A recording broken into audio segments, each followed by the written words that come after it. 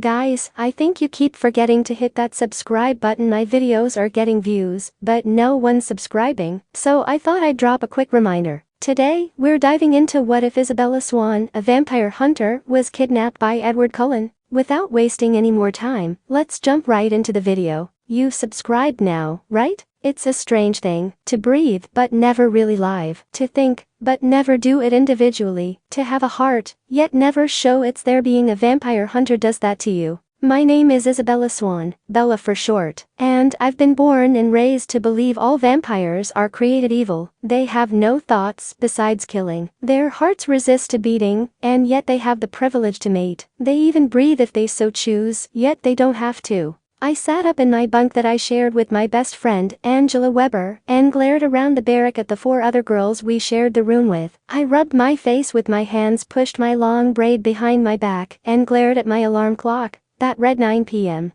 I groaned before flopping back onto my hard as a rock pillow, and rolled onto my side to look at a picture I had of my mother and father taped crudely, yet precisely in the middle of my wall, that my bunk leaned against. I dreamt of my mother again tonight. She's dead, or rather dead to my people and me. She chose vampirism over me and ran off, leaving me with my hard-ass father who ran this joint, alongside his best friend, Billy Black. I blame her for everything that's happened to me, even if it has nothing to do with her. I blamed her for having to fight for my life almost every night, wearing nothing but some fucked up hooker outfit that makes my toned, slim body look somewhat appealing. Not to mention, gives those beasts easier access to bite me, and cause me less maneuvering movement to fight them, because it's too damn tight. I blamed her for all the fake kisses I gave to those cold-blooded monsters, right before I took my lighter to their hair, and watched them burn before my eyes. I blamed her for when Jacob, my best friend in the whole world, transformed into a werewolf, along with most of the boys in our base. I blamed her for every imprint made in that base that caused less girls to be in the field, leaving me short-handed and more likely in danger. I blamed her for every rule we got here on base that are supposedly there to keep us safe, yet I seemed to be in danger all the time. The god-awful alarm started blaring for all recruits to get their asses up. I watched all the girls in my cabin jump from their beds, shove their feet in their combat boots, throw on their jackets and grab their backpacks. Angela yanked off my blanket and growled at me to get up. I smirked before throwing all my stuff on in less time than any of them did, and marched out of the room, with all the other girls trailing behind me. I blamed my mother for a lot of things. I blamed my mother for that god-awful alarm that called us to duty. I blamed her for having to get up at 11 o'clock every day to vampire hunt. I blamed her for becoming this kick-ass soldier since the day I turned 13. And the most important thing, I blamed her for enjoying every single second of it. We all met in the main commons, devouring our gruel, before heading out to our mission. I sat with my girls and the guys that lived across the hall from us. Embry, Jacob, Jared, Paul, Sam and Quill. Most of them were imprinted with at least one of my girls. Lee, Paul, Emily, Sam, Angela, Embry, Kim, Jared, and Jessica, who was not imprinted, but dating a guy named Mike, who lived on the other side of the base. You are not going out tonight, Embry growled at Angela, who crossed her toned arms over her chest. Yes, I am. Bella needs me and you can't tell me what to do, Angela growled, before pushing her gruel away from her in an act of defiance. Bells is more than capable of taking care of herself, and plus she has us there if she gets in a pinch. Embry shoved her tray back to her, giving her a meaningful look. Secondly, as your imprint, I am the boss of you. In fact, the second rule in our handbook permits me to, at any time, keep you from a hunt if I so choose. You have not been doing well in training classes this week, and we are going up against some gold eyes tonight. No way in hell are you stepping on that field tonight. That's right, and you know just as much as we do that the gold eyes are super powerful, and they don't just kill us, they keep us. And if Embry's report of your performance in class is true, then you really have no business being out there. You will just be dead weight and a distraction towards Bella. Jacob injected his 2 cents. My blood started to boil. How dare they both gang up on my friend? Since Jacob backed up his friend, I had every right to defend mine. Excuse me, but you do realize her performance report is biased in the fact that Embry was our trainer this week, right? Aang is one of my best soldiers, and she would never be considered dead weight while on my field. If you don't remember, this is my battleground, my squad, and my report. You guys are just backup. Seeing as you don't have boobs that nasty perverted bloodsuckers love to grab. So shut the fuck up before I do it for you. Are you challenging the rules, squad leader Swan? Embry growled, balling up his fists. See, here's the deal. The rule is if you are imprinted and your wolf deems you unfit to battle, then you are to sit out and clean the base like a housewife unless you, yourself, are a wolf as well. However, if the squad leader challenges the wolf's authority, then both squad leader and wolf would battle physically until one comes up on top. Embry knows I would win the battle hands down, so he wasn't very impressed with the idea of me challenging his order. I smirked before shrugging. No, private call. I only wish to speak up when my squad is so blatantly attacked. Then I'd advise you to keep your opinions to yourself and think of only yourself, Embry chastised. I pushed back my chair threateningly, drawing eyes from all over the room. Are you trying to give me orders, private call? He crossed his arms and leaned back in his chair. Well, someone ought to. Gasps sounded around the room before I saw Jacob look down, shake his head, and chuckle quietly, muttering, "You really shouldn't have said that." I smirked before quickly boxing Embry in the nose and watched as he fell backwards in his chair. I climbed over the table and jumped on top of him before punching him over and over again in his face, before Angela came and grabbed my wrist, pulling me off of him. I growled before spitting on him angrily. I sure hope we won't have to repeat this call. Embry quickly stood and saluted. Ma'am, no ma'am.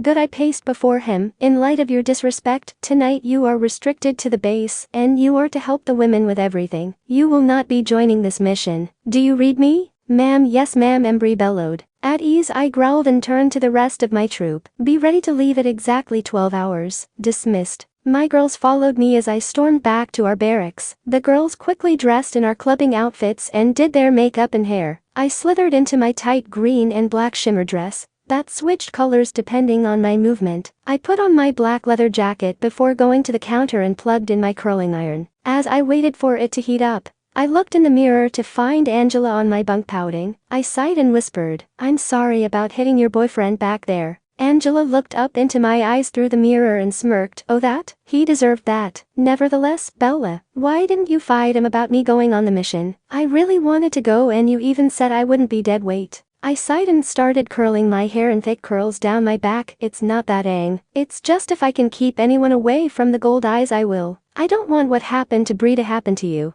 I sighed, thinking about my little cadet that I trained. Bree was like a sister to me, and at the age of 15, my father sent her out on a mission. It was rare for a 16-year-old to get on the field, let alone a 15-year-old. It was even rarer for your first mission to be against a gold eye, but because I trained her, everyone thought she was ready. I watched her be kidnapped before my eyes, and I couldn't even stop it. I heard her scream and cry and fight. She tried so damn hard to get away, but she couldn't. She called my name and I went for her. I was only a few feet away before Jacob, in his wolf form, grabbed me by my collar and carried me away. Oh, I could have killed him, but Jacob knew if he didn't do what he did, the gold eyes would have 2 hunters. And we really can't afford to lose anybody to the gold eyes, because unlike the red eyes, who kill their prey, the gold eyes find us enjoyable to keep, and they either change you or they send you out in the real world, which would not be enjoyable, since hunting is all you know. I finished my hair and looked at Jessica, who wore a slimming red dress with black pumps and black handbag that held her venom-soaked steak and a small handgun. The venom steak makes the vampire's skin turn to butter as you cut them to pieces, and makes life a whole lot easier for us. Lee was wearing a purple off-shoulder half shirt with black skinnies and black high-heeled boots. Jessica was definitely the bait tonight. Lee and I would just blend in with our dark clothing, but she was dressed to kill, literally.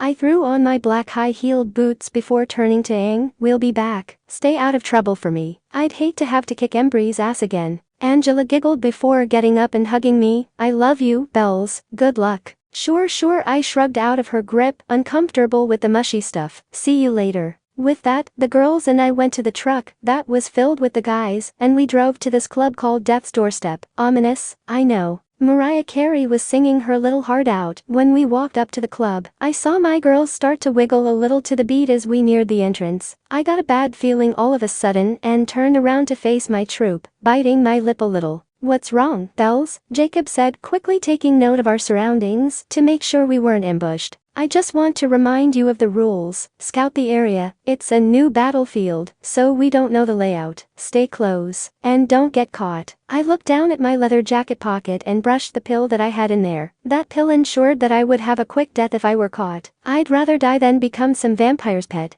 You have a feeling, don't you? Jacob growled, staring into my eyes. Bella, we should leave. You know what happens when you have those feelings. Call the mission off. No, I growled and glared at him with authority. I'm not abandoning a mission because of a feeling. We don't even know if they mean anything. Shut up, Bella. Last time you had this feeling we lost Bree. Do you want that to happen again? Jacob towered over me, and I instantly felt like a small foolish child, which made me angry. I shoved at him. You don't tell me what to do, Black. Stand down. Bella, stop acting like a stubborn child. Look at your troop. Who do you want to lose tonight? Because if we go on with this, we will lose someone. You may not trust your feelings, but the rest of us do, Jacob said, spreading his arms, motioning to the rest of the troop. As I looked around, every single one of them nodded their heads in agreement to Jacob. I hated when he did this. He turned my troop on me. And he knows he's the only one who can get away with it, especially since he sounded right. But I was not going to turn my back on this mission. We had to fight. No, I whispered. We can't leave. If we leave, we are leaving all these innocent people without protection. I think these people can protect themselves for the night. Besides, Jacob started, but I was done with this conversation. I said no. I screamed, but quickly lowered my voice. We are not leaving because of some stupid feeling I have. I looked at my troop and sighed quietly. Just remember the rules and everything should be okay. Does everyone have their death kiss? Everyone pulled out his or her small, dark blue pill out of his or her pocket and held it up for me to see. I nodded approvingly. All right, let's go. My girls and I pulled our fake IDs out and showed it to the bouncer before we went in. I watched as Jessica made her way to the bar and cringed when someone smacked her ass. This is why I could never be bait, whether he was human or not. If they touched me without my permission, I'd beat the living hell out of him. That's just how I was. I felt a hand slither to my lower back, but knew instantly it was Jacob because of the heat. He led me onto the dance floor gently and started to dance. I listened to the beat for a second before realizing what song it was. Is it bad that I never made love? I never did it, but I sure know how to FCK. I'll be a bad girl. I'll prove it to you. Can't promise that I'll be good to you, cause I have some issues. I won't commit.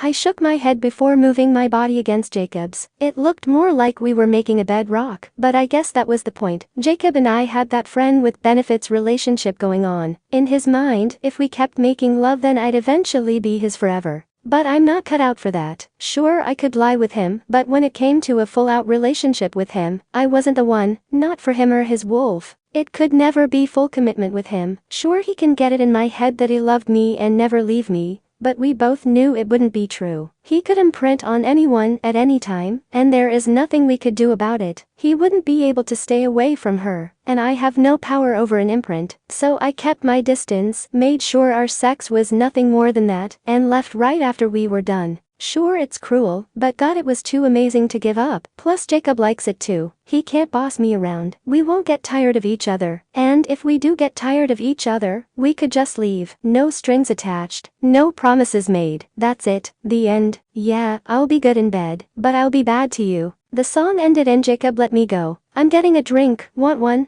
I nodded. Straight up vodka. He nodded and went to retrieve my drink. I started dancing to some random music, and some guy came to me and smiled a beautiful crooked smile. He had gorgeous red sex hair that I had the strange notion to run my nails through it and pull as hard as I could. His green eyes with gold specks in them trapped my brown ones as he smirked and said, "Dance with me." I laughed at his order, before throwing him a flirty smile. Ask nicely. His smirk grew bigger. Dance with me now.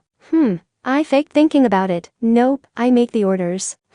Looks like I'll have to fix that, he whispered into my ear. Before I could respond, he grabbed my hips and forced them to move. I laughed and looked into his eyes as he continued to move me. I tried listening to the beat of the song so I could start dancing on my own, but every time I finally got it, I looked into his eyes and lost it again. Who's to know your soul will fade at all? The one you sold to fool the world. You lost your self-esteem along the way. I finally found my rhythm to the song and danced against his hands, but he still kept a hold of my hips. God, he was strong. As soon as I moved one direction he forced me into another. Good God, you're coming up with reasons. I stared into his eyes, and I swear his eyes seemed to be growing more gold than green. Good God, you're dragging it out. I felt my body start to get cold near my hips where his hands were at my hips. Good God, it's the changing of the seasons. I feel so raped, so follow me down. I turned around in his arms and went down on him and came back up to turn around. And fake it if you're out of direction, fake it if you don't belong here. He leaned in closer to me, and his smell made everything click into place. Vampire, I whispered before I could stop myself. He stopped immediately, hearing me despite how loud it was and how quiet I was. What are you? He asked quietly. I grabbed him by his hair and kissed him as I reached for my lighter in my jacket pocket. Once I got it out, I held it up to his hair, but before I could get it to light, someone behind me grabbed it.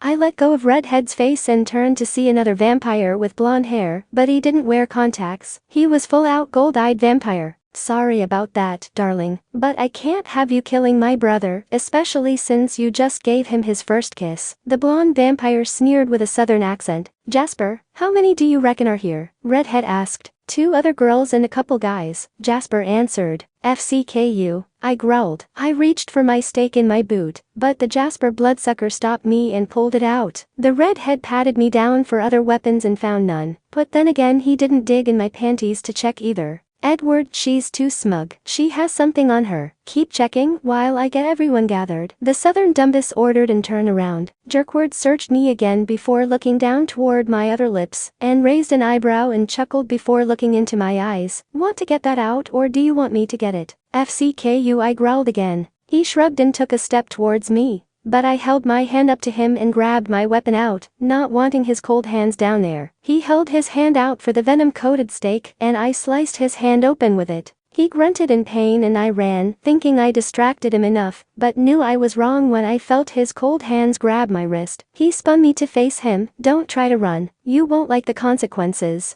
I won't like the consequences if I don't run, I growled. He fixed me with a glare. Hopefully, I can change your feelings about that. Doubt it, I answered back. He rolled his eyes and started dragging me around the club. This was my chance. I pulled out my final weapon, my little blue pill. I went to put it in my mouth when I felt a cold hand snatch it from me. I turned to see a monster of a man with brown curly locks. Edward would have changed you before you could die. He shrugged. I really doubt you want to be a vampire right now. I looked up at a glaring Edward and knew instantly that he would have done what he said within a heartbeat. Keep it up, little hunter. You are now on suicide watch on top of everything else. I glared and did the only thing I could think of. I screamed. Jacob, Jacob, now, I screamed. I heard a rustle in movement and saw the Indian appear looking deadly. But once he saw I was caught, his expression changed. I was lifted into the air and placed on Edward's shoulder. Jacob, kill me now. I saw him shake his head and I growled. Shoot, damn it, shoot. But before he could even attempt to,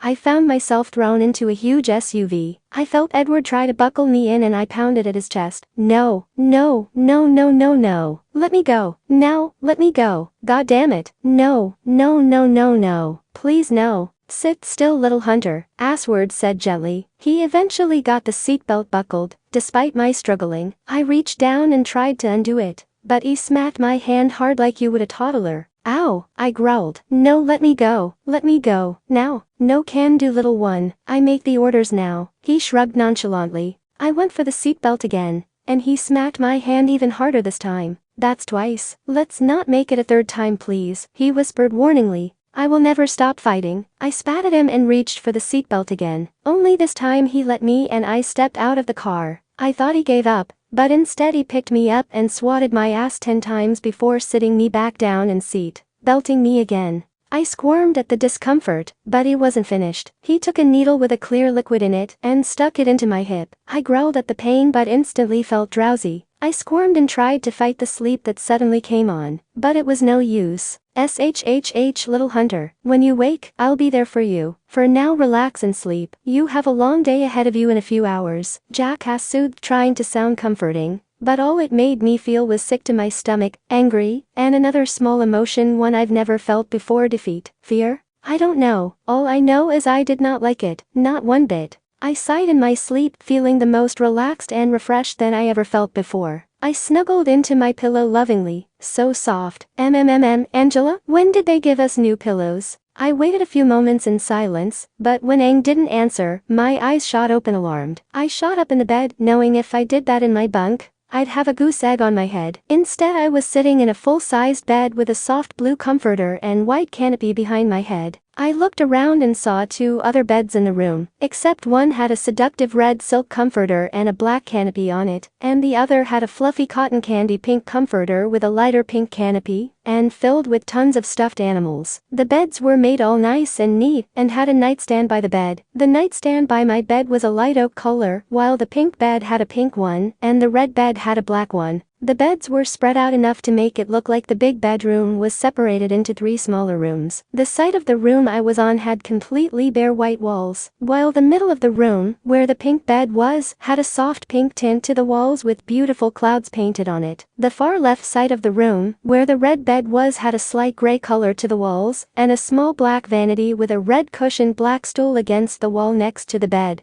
I closed my eyes thinking none of this was real, praying that if I opened my eyes, this scene would disappear, and I'd be back in my barracks preparing for my mission. But when I opened my eyes again, I found the weird 3-in-1 bedroom. I screamed as loud as I could, and the door across the pink bed swung open gently, and in strode Asward. "SHHH, it's okay?" He hushed soothingly and sat at the side of the bed I was on. He pushed my hair behind my ears and brushed my cheek carefully. "Did you have a nightmare, sweetheart?" I jumped out of the bed and distanced myself from the vampire that kidnapped me. "No, I'm living in one," I spat at him. He chuckled lightly. "You're a lot like Rose when she first arrived here, maybe a little feistier. But in time I'm sure you'll start to like it here, just like she does. By the way, what is your name, little hunter?" "That is none of your concern, you jackass, and quit calling me that," I growled back. "Ah, but if I don't know your name, how can I call you anything else?" He smirked at me. I rolled my eyes. "You can call me nothing and release me. But if I do that, you'll try to run back to your little cult." "Why would you want to do that, when you are finally free?" he asked. "Because I want to help rid the world of assholes like yourself." I said it with a shrug, as if I could really care less what happened to him.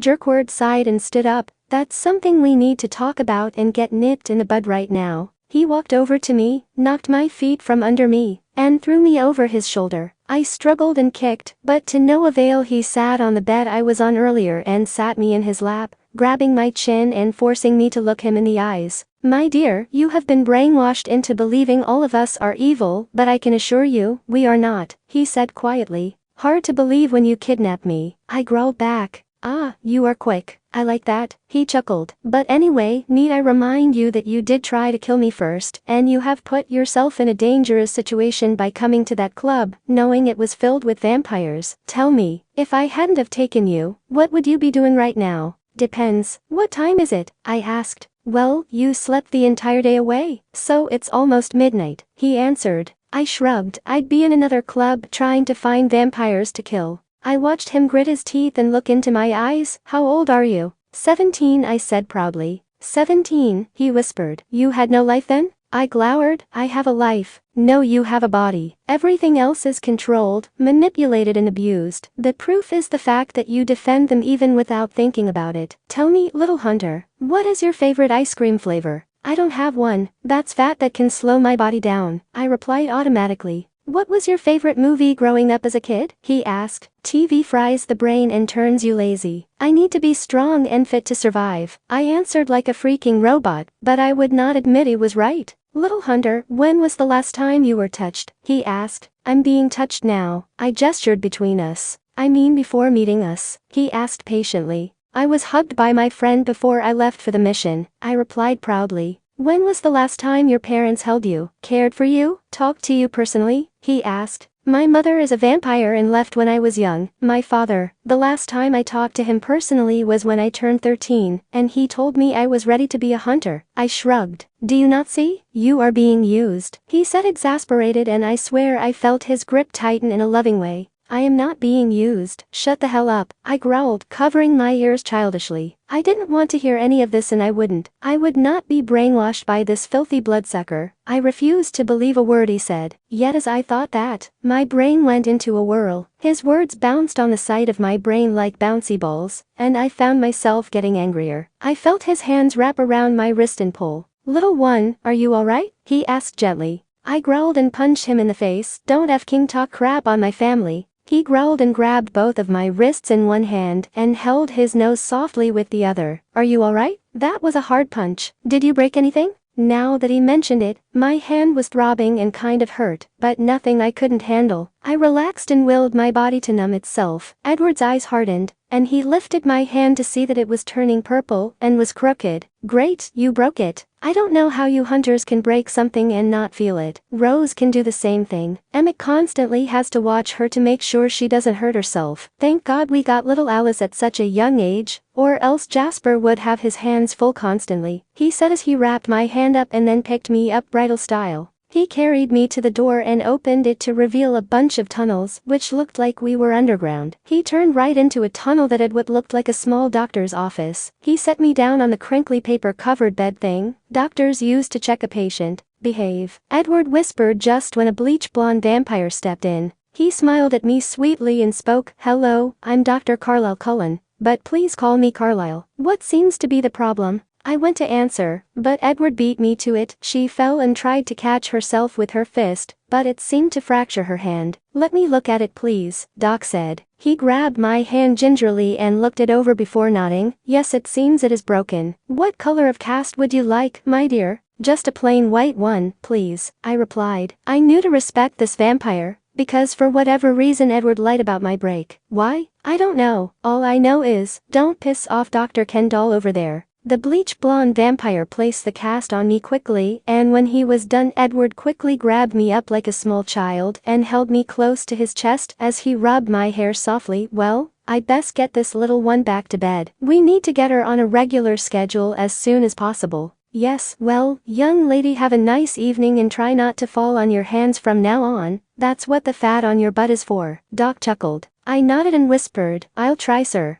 Edward then walked away, but instead of turning left back to the way we came, he continued to go straight and opened the first door on the right. He opened it, then went up the stairs that we were met with. When we got to the top of the stairs, he took some keys from his back pocket and unlocked the white door with the number 532 on it and entered it. When we got inside, I looked around to see an open apartment flat that was done up in white, black and gray tones. I didn't get to see much before I was placed down onto a soft black comforter that rested on the biggest bed I've ever seen. "Why do you have a bed? You don't sleep," I said in shock and placed my hands on the comforter, feeling the soft texture meet my fingertips. "I didn't used to have one. I got yesterday after taking you. You see, little one, we need to talk," he whispered. "All right, shoot," I said impatiently, crossing my arms over my chest. "Well, vampires, you know how your wolves have imprints?" he asked, changing tactics. "Yeah," I said slowly. "Well, vampires have their own way of imprinting, only we call it finding your soulmate. Well, little one, I found mine." I thought about it for a second. "Okay, what are you saying?" "Well, I found you, little one," he whispered. I jumped out of the bed he set me on. Nope, nah, no, never. I am not being some. "Wait," Edward said, halting my tantrum. "Think about this for a second. I know you hate me right now, but I know you feel the bond too." "Prove it," I spat. "Think about me leaving you and never coming back," he said. The hunter part of me cheered and got excited, but my gut twisted in pain, and I grabbed a hold of my cracking heart and fell to my knees in pain. All I could do was try to hold myself together. It felt like I was falling into a deep black hole and never knowing when I would come out. "Come on, Bella, you barely know the guy and this is your damn reaction? Get a grip now." I moved to stand again, but my body collapsed on itself, and I curled into a ball. SHHH, I know it hurts. "Sweetheart, I'd never leave you. You are mine to cherish and hold, and I wouldn't change it for the world," he whispered, picking me up and cradling me. Once my heart registered he wasn't leaving, I pushed his hands away and jumped up again. I spat. "What have you done?" "Nothing I can control," he said, looking down. No, this can't be happening." "Why me? Why do I have to be the one to be mated with a F-King bloodsucker?" I said, pulling at my hair. "I promise, it won't be as bad as you think." Rose hated it too. Sometimes I think she still does, but Emmett makes her feel so loved she doesn't complain anymore. Edward said sincerely. "Who the hell do you keep talking about?" I growled, getting more frustrated. "Oh, I'm sorry. Here, let me explain. See, Carlisle is somewhat like a father to me, and he convinced a lot of vampires to turn vegetarian or drink animal blood instead of human. Anyway, we vegetarian vampires go out and help hunters to seek out a new life, a less dangerous life, and once we think they are ready, They have a choice to leave and go out in the real world, or stay and be turned into a vampire. Jasper and Emmett, the guys that were with me last night, are somewhat like my brothers. They help me on missions with these hunters, and one night we got 2 female hunters and brought them home. However, Jasper and Emmett mated them, so they don't get a choice to leave. One day they both will be changed and live happily with their mates. Rose was 18 when we got her and she hated us. She's still kind of does, but we are slowly making progress with her. She is Emmett's mate and Gotti has his hands full with her. Edward shook his head and laughed. Hell, the first night she was here, she tried to sneak out with cute little Alice. Alice is Rose's little sister. She was 13 when we got her, and apparently she was not supposed to be there the night Rose was captured, but Jasper is sure glad that she was there. She's very bubbly and sweet and childlike, and not a hunter's bone in her body, much to Rose's chagrin, but Jasper loves that about her. Even though she is his mate, he treats her like a little sister for now, because she's still only 14 and a half. Rose is grateful for this, because she knew Alice was not in the right state of mind to deal with a boyfriend, and Jasper would never harm, nor let anyone harm her. Edward smiled warmly at me. Hearing about Alice reminded me of my little cadet. Before I could stop myself, I heard Bree leave my mouth. Edward looked taken aback for a second before he smiled and pulled me into his lap again, despite my struggles to get away from him. Bree was mated too, you know, by one of my friends. His name is Diego. She's a lot like Alice in some ways, but better trained and hard like you. But she has accepted the bond pretty quickly, and she is always eager to please, so she hardly ever gets punished, which pleases Diego immensely. What do you mean by punished? I growled, not liking the sound of it. It must be pure torture for Bree to just give in like that. That's another issue we have to talk about. Little one, we have some rules here that you must follow, but they are not for our benefit, it's for yours. We mates only want what is best for you, and what keeps you safe and happy. It's not to boss you around or be mean, it's for protection. So you must obey them, do you understand? He asked. I cross my arms, tell me them and we'll see if I follow them. Edward nodded once before he began. Well, my number 1 rule is don't lie. I can't do the whole lying thing. I need to know the truth at all times, so I can trust and defend you if needed. So part 2 of that rule is don't be deceitful. Alright? I don't think that will be a problem. I'm a straightforward person, I reply, shrugging.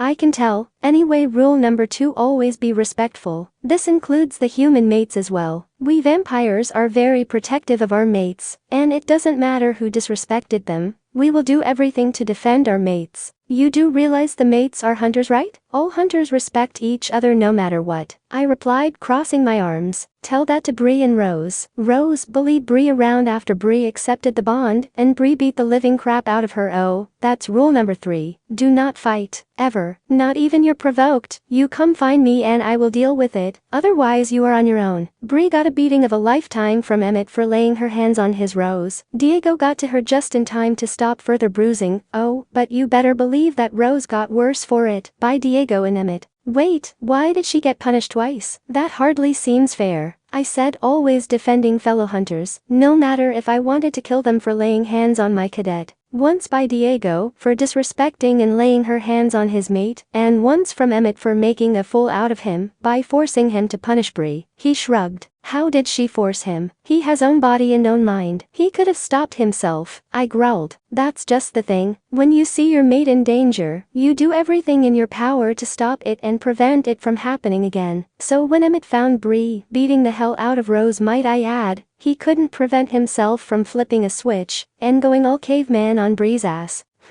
I dare a vampire to lay his hands on me, I growled. Edward rolled his eyes. The only time it will be anyone but me is if you fight a mate, otherwise I handle you. What do you mean by handle me? I rolled my eyes. Well, if you don't follow the rules then I must punish you, otherwise you'd never learn. And the way we vampires see it, a nice sound spanking seems to work the best to alter behavior. It's quick, convenient, and everything is forgotten at the end, Edward explained. Nope, I said. What do you mean nope? Edward asked. I mean you are not going anywhere near my ass, I stated matter-of-factly. I'm afraid you don't have a choice in that matter. However, you do have the choice to behave, and you have the choice of what aftercare you would like. Most mates after a spanking go to their vampire's room with their vampire and take a nap, since the spankings are very exhausting. Some just sit with their vampires and talk a while. He sighed before continuing. Rose used to and still sometimes just goes to her room, locks the door and doesn't come out for a while. She once holed herself up in her room for a day,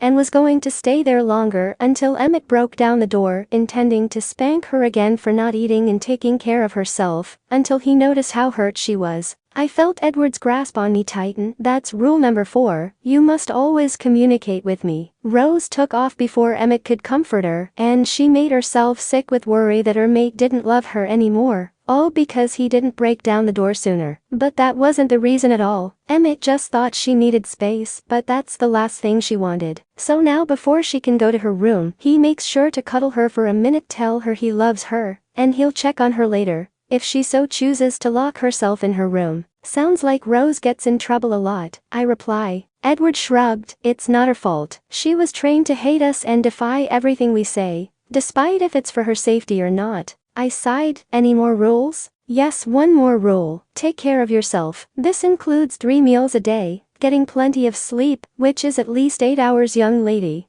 I can tell that you are sleep deprived and need more sleep. Which reminds me, it's bedtime, he said and picked me up, sliding me under the sheet in the middle of the bed. I hummed in appreciation and winced when he kissed my forehead, not because I hated it, but because I loved it too much. This was bad. I felt the warmth of sunlight on my skin, and I knew instantly I was not in the barracks. The barracks don't have any windows, so sunlight would never be able to come in. I opened my eyes and stretched lazily. I heard a small chuckle and turned to find the voice my body so craved. He was in a small wooden chair in the corner of the room, putting down a thick book. I wondered for a second what he was reading until I felt cold lips pressed to my forehead and cold hands smoothing down my bed head hair that I was rocking. Good morning, little hunter. Did you sleep well? I nodded inside. I decided last night that as long as I was here I would cooperate. Not for his benefit of course, but for my ass. Bella.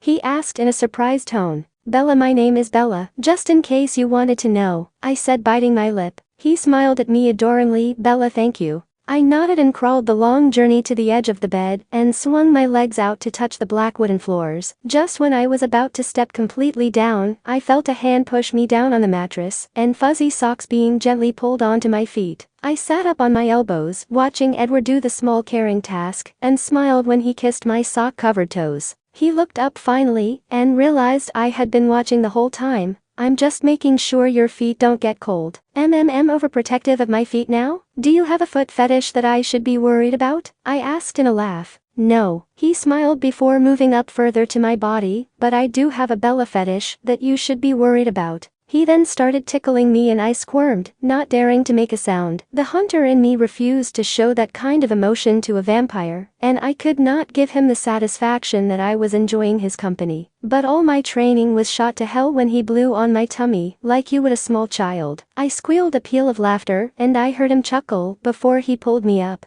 Go get ready, please. I want you to meet some people today. And he pushed me towards a small door off to the side of the bed. I went inside and noticed it's a walk-in closet bathroom. I went to a section of the closet that had girls' clothing all in it and pulled out some jeans and a white cotton long sleeve and went to the shower, turned on the hot water. When steam began to rise around me, I jumped into the scalding water and felt it burn my skin harshly. I picked up a back scrubber and started scrubbing with the hard bristles all over me. I had the idea that if I scrub hard and long, I could wash away all my sins, including the sin I recently committed by mating with my worst enemy. Just because my heart was forced to love him doesn't mean I personally had to. My soul can still be pure of vampires. All I have to do is not let my heart win until my troop can come and save me. Bella, I heard Edward from behind the black shower curtain. Yes, I replied, continuing to scrub my body. Sweetheart, I got your breakfast ready for you, he answered sweetly. Alright, I'll be out in a moment, I said. Okay, he said, and I heard him walk away.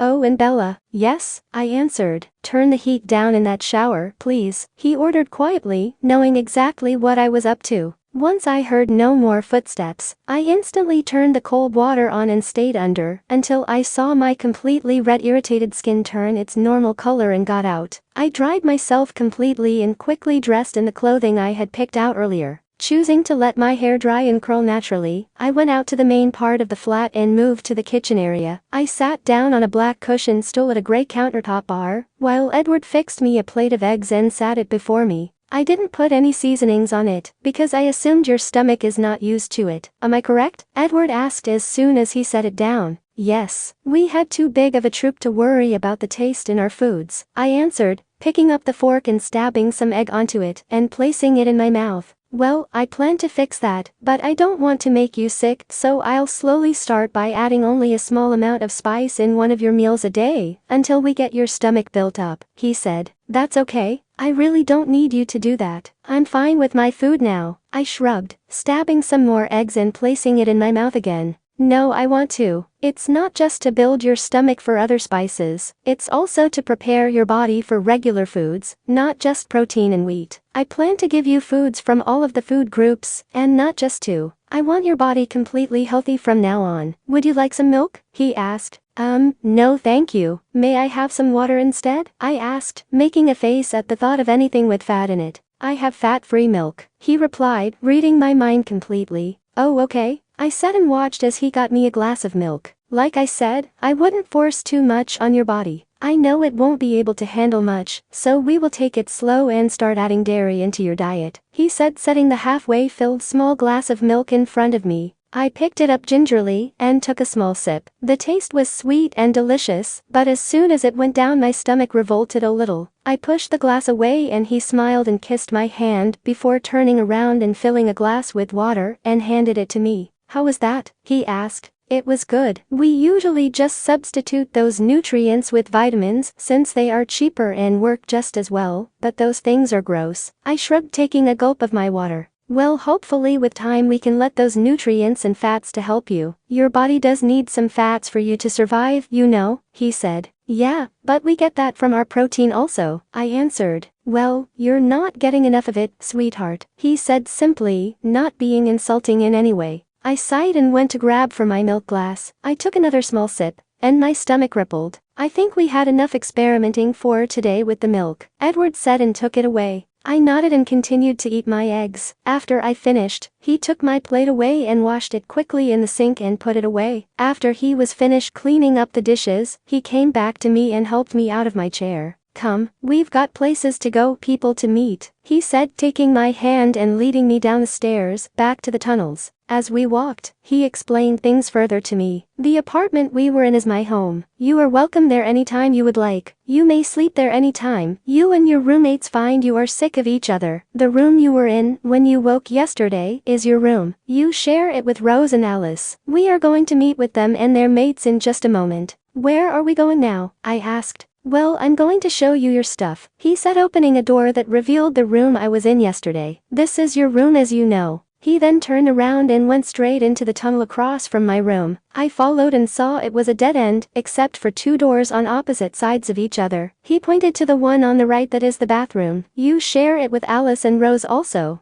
He then opened the door on the left and walked in. I followed and saw three other doors inside of what looked like a small waiting area. He opened the door on the right and walked in. Inside was a huge walk-in closet. This is your closet, Edward smiled as I looked around. It's big, I say, touching all the clothes, noticing all of them were my size. Yes, it has everything you could ever need and more. I had it all bought yesterday. Alice has a good fashion sense, and she helped me as you slept, he said. Thank you. I'm glad you bought some simple stuff. I'm not so sure about the dresses and skirts in here, but I do love the jeans and t-shirts, I said. You're welcome. I'm glad I didn't listen to Alice's rejections of that stuff. He chuckled. I had a feeling you like the cotton stuff. Yes, I do, I replied. After a few minutes of looking around, Edward led me out of the closet and waiting room and led me to another tunnel that opened up into a huge living room. Inside were two black sofas, a white lavesiette that held a beautiful blonde girl, a black recliner with that Jasper character I met at the club on it, and sitting on the floor between Jasper's legs was a short little pixie girl that was coloring on the glass coffee table in the middle of the room. Edward, nice of you to join us, Jasper greeted sarcastically. Sorry, I needed to show my little one around. Edward shrugged. Where's Emmett?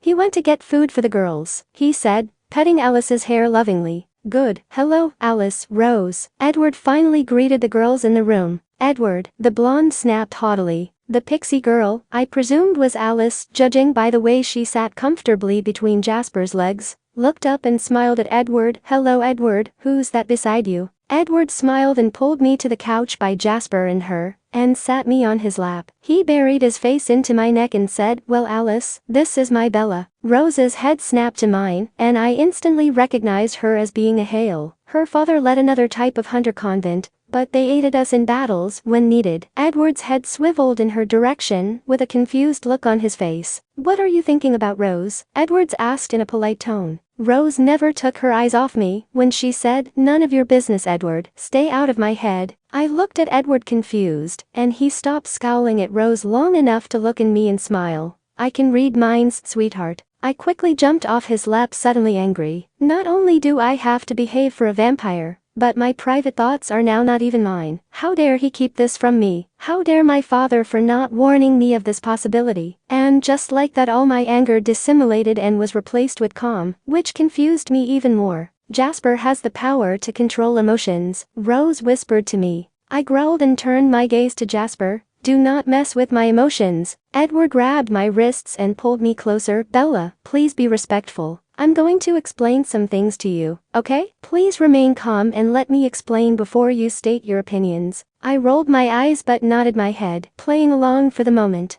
"I can read minds, but I cannot read yours for some odd reason. You are like a block to my power, and I am truly grateful for your ability. No matter how irritating it is when I do want to know what's going on in that head of yours." He smiled. "So you haven't read my mind?" I asked quietly. "No," he answered. My body physically relaxed upon hearing that. "What about Jasper?" "Jasper's power seems to be affected by your power a bit. You're the first person I've seen who was able to break through one of his emotion changes. Jasper, however, won't mess with your emotions in any way unless he feels you are endangering yourself or others. He didn't know that you would react so strongly against his power." Edward explained. "Yes, I'm truly sorry about that, Bella. I will refrain from doing it again. I was just trying to calm you for Edward's sake." Jasper apologized sincerely. I nodded before sitting on the floor by Alice. Just then the big giant from the club came booming into the living room with a box of Little Caesars pizza. "Hot and ready, my ass," the giant growled. It took them 20 minutes just to take my order. His eyes swiveled to me, and he smiled. "Hello, little one, my name is Emmett." "Bella," I replied, nodding my head towards him, respectively. "Well Bella, how do you like it here, so far?" he asked, setting the pizza box on the table.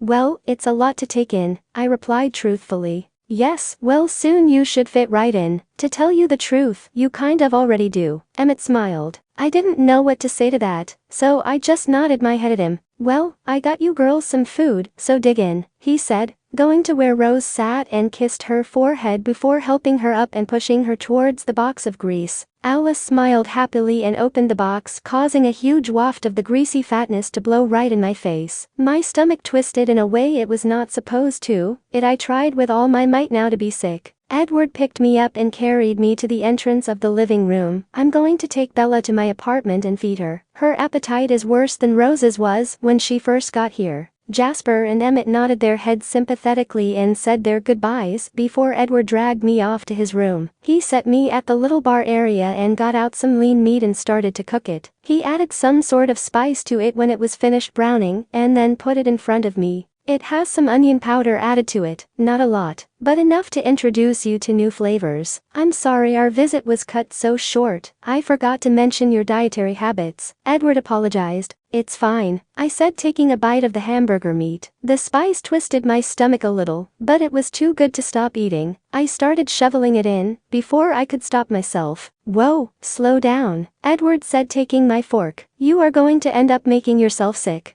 "I don't care, it's good," I moaned in irritation. When I saw him make no attempt to give me back my fork, I shrugged and started shoveling it in with my hands. I felt hands around my waist lift me off my stool, but I was not going down without a fight. I grabbed for my plate, but Edward's cold hand smacked it away. I whimpered before smacking his hand in retaliation. I heard him chuckle before he smacked my hand again, only harder this time. "Ow!" I yelled before I smacked his hand again. He smacked my rump and pulled me to the living room area, with me kicking and struggling to get down. "Stop struggling, Bella, you're only making it worse." "No, give me my food," I said, continuing to struggle against him as he sat me on his lap. Bella, you're going to make yourself sick, stop for a moment, he ordered. I stopped and sure enough I felt my stomach revolting. I grabbed my stomach in pain and tried to leave Edward's lap. He just cuddled me further into his chest before pushing my hands away and rubbing my tummy for me. I didn't completely drain all the grease from the meat, sweetheart. I was trying to build your stomach for that. I didn't think you would try eating the whole thing within seconds. It hurts so bad, I whined. I know baby, come on, I got something for you, he said taking me to a cabinet and pulling out the Pepto-Bismol. He gave me a small dosage, and that pointed me towards the bed. I went to it and laid on my stomach clutching it still. I heard Edward start to clean the kitchen and listened as the soothing sound of water came from the kitchen sink. I closed my eyes and decided to rest a while before Edward came back for me. When I opened my eyes again, I realized more time had passed than I thought, because the sun was just going down. I looked around for Edward and noticed all the lights were off except the kitchen, so I decided to check there. I saw Edward cooking over the stove, making some sort of chicken and what looked to be green beans. I sat quietly at my stool and watched as he seemed lost in thought. He made me a plate of food and went to wash his hands when he finally noticed me. He jumped back a little in surprise. "You're quiet," he said smiling.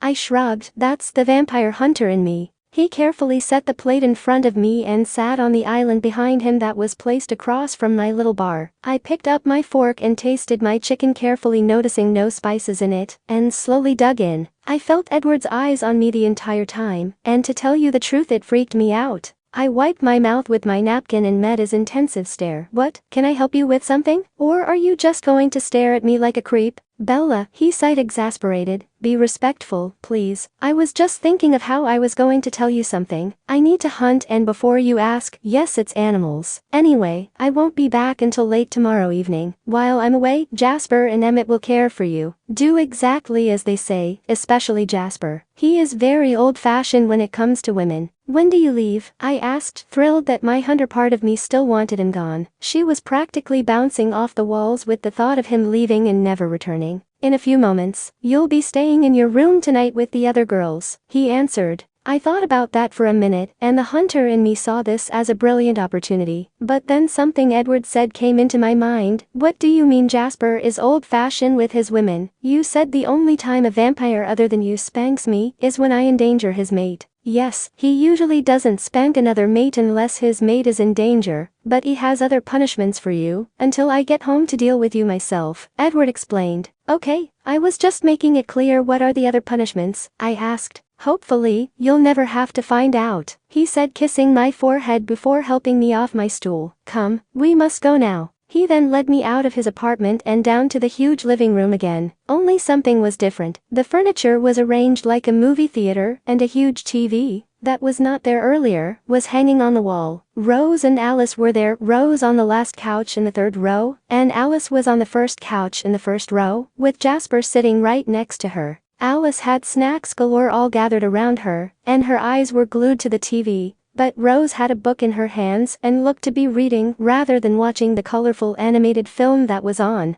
"I'll return soon, young one. If you need anything, Emmett will be back from the kitchen in a moment, and Jasper is right there," he said, pointing out the obvious. "Okay," I said quietly. "Bye, I love you," Edward said, kissing my forehead. I just nodded and went to sit down in the second row, but Rose stopped me. "Bella, come sit beside me, please." Jasper turned around and looked at her in shock. Rose rolled her eyes and smirked evilly. "Yep, surprise surprise. I can be polite and show manners, but believe me, boy, I will never show it to you. So turn yourself back around and mind your own business." I bit my lip to bite back a laugh at Rose's disobedience and boldness. The hunter in me was practically giddy at Rose. Pride swelled in me as I sat beside her, and noticed she had a piece of paper and pen with her. When Jasper stopped glaring after a few moments and Rose wrote a few words that made my heart stop. "We need to get out of here. And we need to get out now." I nodded at her before taking the pen and paper from her. "I know, I have a plan. Later we will talk." She nodded and stared in shock as I placed the paper in my mouth and swallowed. I rolled my eyes and mouthed to her our first rule: don't get caught. She nodded and gave me a hopeful smile, something I knew she had not had in quite a while. Once we were dressed for bed and snuggled into our blankets, I watched Emmett and Jasper kiss their mates' foreheads. Emmett then came to me and ruffled my hair gently. "Night, Bella," I nodded my head towards him, and Jasper came to me next. He started to tuck me in gently before whispering, "Sweet dreams, Bella." When he walked away, I noticed both the girls were tucked in tightly, and Rose was struggling against it angrily. I liked this girl, but her reactions were too instant and predictable. I needed to train her to not be so impulsive. "Good night, girls. Sleep tight," Emmett said. "Don't let the vampires bite." I mumbled. I heard Rose burst into laughter and turned to see Emmett smirking.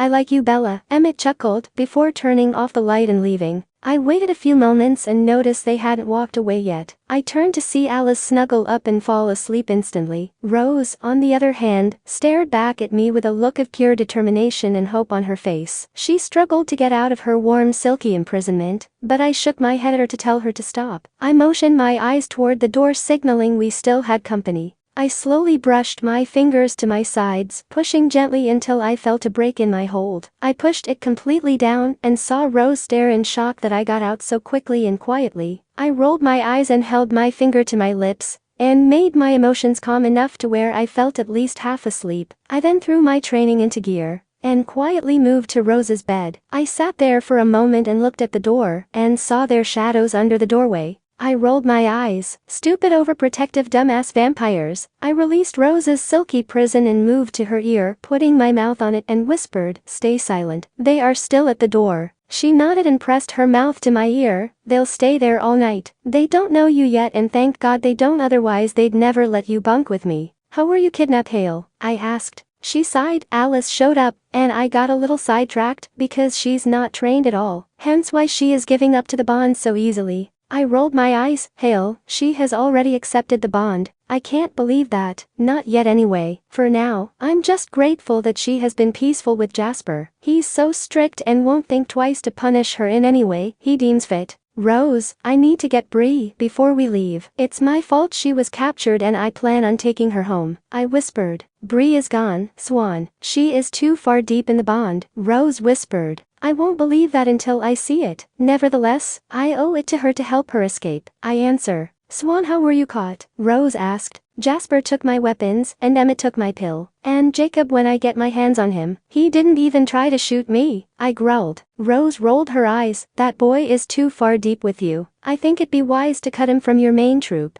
I nodded. "Yes, well, that is for a later matter. I have a plan." I heard footsteps at the door, and I quickly jumped up, kept my emotions half asleep and jumped in my bed, covering myself up and pretending to sleep just as Emmett walked in. I watched as he walked to Rose's bed and he sat down at the end. "Rosie, Jasper says he feels your excitement." "What's going on, baby girl?" "I'm just excited to hang out with Bella tomorrow. It's been a while since Alice and I have had any company. Do you think Bree can come play with us tomorrow?" "Bella says she knows Bree and misses her dearly. They were in the same troop," Rose whispered innocently. I rolled my eyes. Rose overdone it. She was not the type to be innocent, but the vampire was too stupid to ignore her requests. She had him eating out of the palm of her hand. I heard the silky comforter moving again, and him whisper, "Stay in your huddle, little one. You'll get cold." "I'm surprised you were able to escape the first one. But nonetheless, yes, I'll ask Diego if his Bree will be able to play tomorrow. Until then, get some sleep, princess."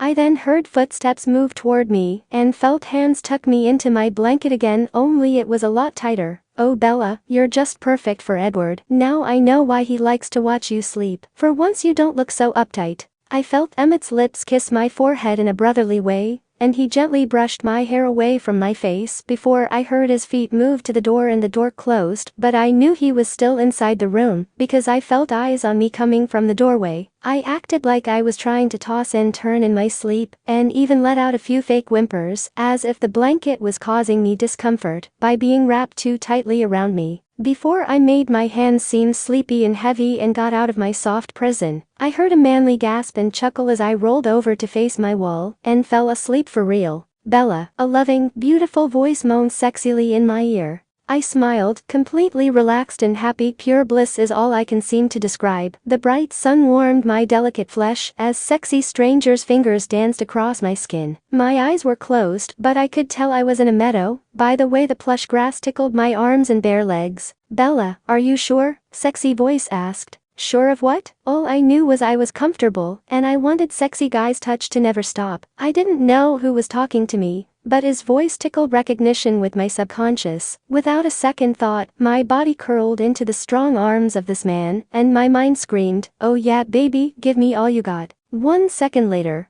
I felt my shirt lifted off of me as the grass played along the edges of my bra. I hear an intake of breath before I feel lips on the tops of my breasts. I moaned and grabbed fistfuls of his soft, ruffled hair. I hear a ripping sound and know instantly I need to add a new bra on my shopping list. Lips wrapped themselves around my left nipple as hands trailed down my body. My hips bucked involuntarily underneath him, something I've never experienced before, not even with Jacob. With Jacob, I did all the work. I found the pleasure I needed and left, and sometimes I wouldn't get my pleasure before he came, so I would have to leave more frustrated than I was before I went to him. With stranger dude, I knew that would not be the case. He seemed interested in making me have just as much pleasure in this as he would. I dug my fingers into his back trying to keep him on me. He switched nipples on me without me being aware. So fast, so beautiful, lethal. I felt my shorts being tugged down and my bare bottom pressed into the dew of the grass. The wetness of it somehow turned me on even me. I moaned and pulled. Sex got up to my face and shoved my tongue down his throat. He gave me a few moments to dominate,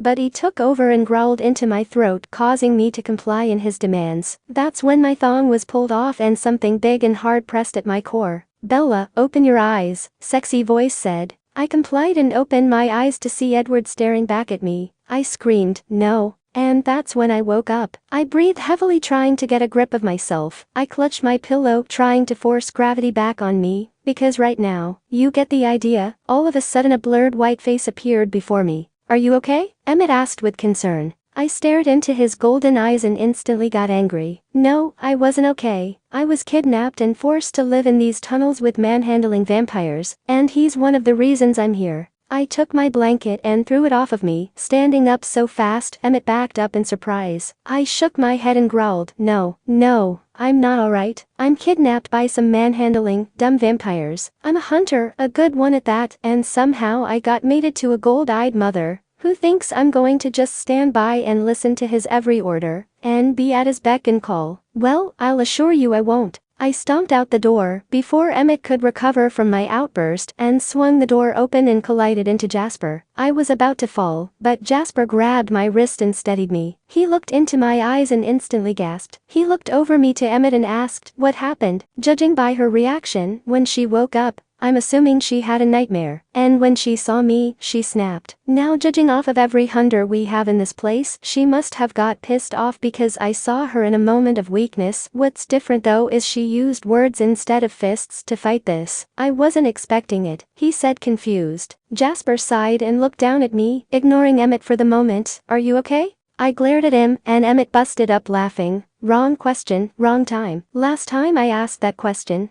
I got a full-out lecture. Jasper smirked. "All right, how about you go back to sleep?" "What time is it?" I asked. 6 o'clock, way too early for you to be up, Emmett answered. I crossed my arms. It's actually late. Most humans would be awake by now getting ready for work. My troops would have been up and running by now, training and cleaning. She's right. We clearly pamper our girls when it comes to their sleep. Maybe we should wake them earlier from now on, Jasper said. Are you nuts? Emmett was exasperated. If I tried to wake Rose right now, she'd chop off my balls and feed it to the koi fish in the pond, and it's too early to go swimming to find them. You really need better control of your woman, Jasper said. I growled and started to stomp to the bathroom. How dare they talk about their women like they are dogs that they train. I was almost to the bathroom before a hard hand grabbed my shoulder. I didn't even think. I took the hand and flipped the person it was attached to over my shoulder, and when their body slammed to the floor, I pushed my knee into their shoulder. I grabbed their hair and pulled it to my lips. My body, leave it to my devices, or you will be sorry. My victim instantly became my opponent. He grabbed my knee and flipped me to the floor in front of him and pinned my shoulder with his knees, and I stared into the cold golden eyes of Jasper. I turned off all emotion and rolled his body off me, to where I landed on top of him and punched him in the face. He looked dazed, but not as dazed as me, when I felt bare paws grab my waist and lift me up.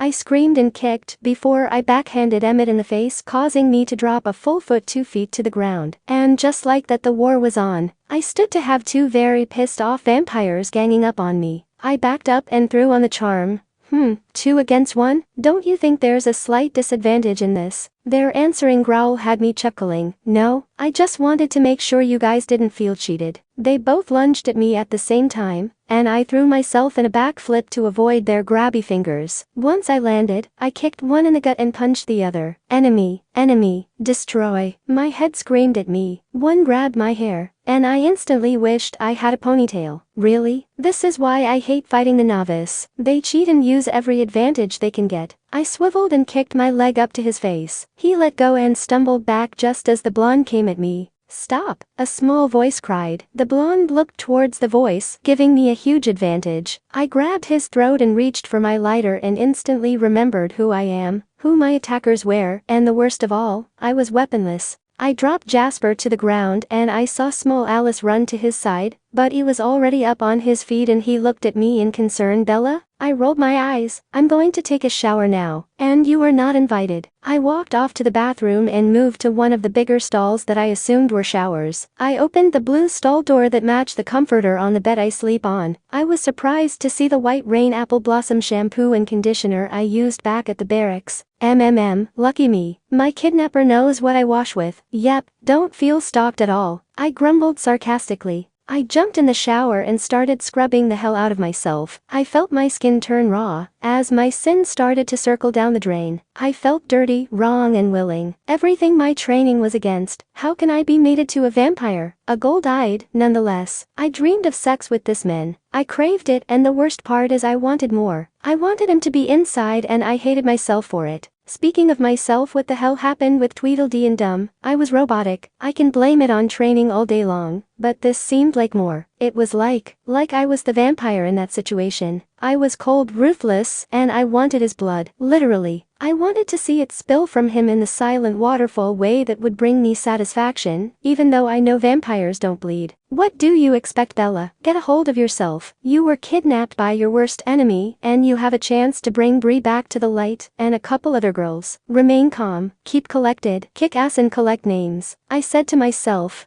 I sat in the water a little bit longer, ignoring the burns the hot water was causing me. After 30 minutes longer and a couple more breathing exercises, I finally left the shower. I wrapped myself in a towel I found in the bathroom and went to a makeup counter and found a blow dryer. My hair is super long and tickles the top of my ass when it's down, so it took another 40 minutes to completely dry my hair. As I was combing my hair, I heard a knock on the door, and it swung open. Jasper strolled in and eyeballed the towel. Sorry. I assumed you'd, have clothes on. I shrugged. I'm comfortable with my body. Now what do you want? Jasper glowered at me. First off, you should have more respect for your body. Second, you should really start respecting us all a little more. And third, I'd like to have a conversation with you about earlier. I snickered bitchingly. Well, I'd like to destroy every one of you, mother, and leave. Guess we can't all have what we want. I'm warning you, Bella, you won't enjoy what I'll do to you if you don't start showing me respect, Jasper warned. I rolled my eyes before turning around to face him. Listen, buddy, respect is earned, not given. And so far, you've kidnapped me, bullied me around, and just got in a physical fight with me in the hallway. If anything, I should be getting the respect right now. Bella, he started. I cut him off. Jasper, do us all a favor and shut the up before you make more of a fool of yourself. Jasper glared at me, grabbed my wrist and dragged me out of the bathroom to my closet. Get dressed into something comfortable, see if I can wear out that extra energy you have today. I rolled my eyes. Alright, doubt you will, but I'll boast your small ego this once. Once I got changed, I came out to see Jasper on the phone. And here she is. Jasper held out the phone to me and I smirked. Whoa, a phone call for me? I wonder who the hell it could be. I snatched the phone. Hello, Devil Spawn speaking. Bella, what the hell is wrong with you? A menacing voice came over the phone, a voice my nerves instantly recognized as Edward's.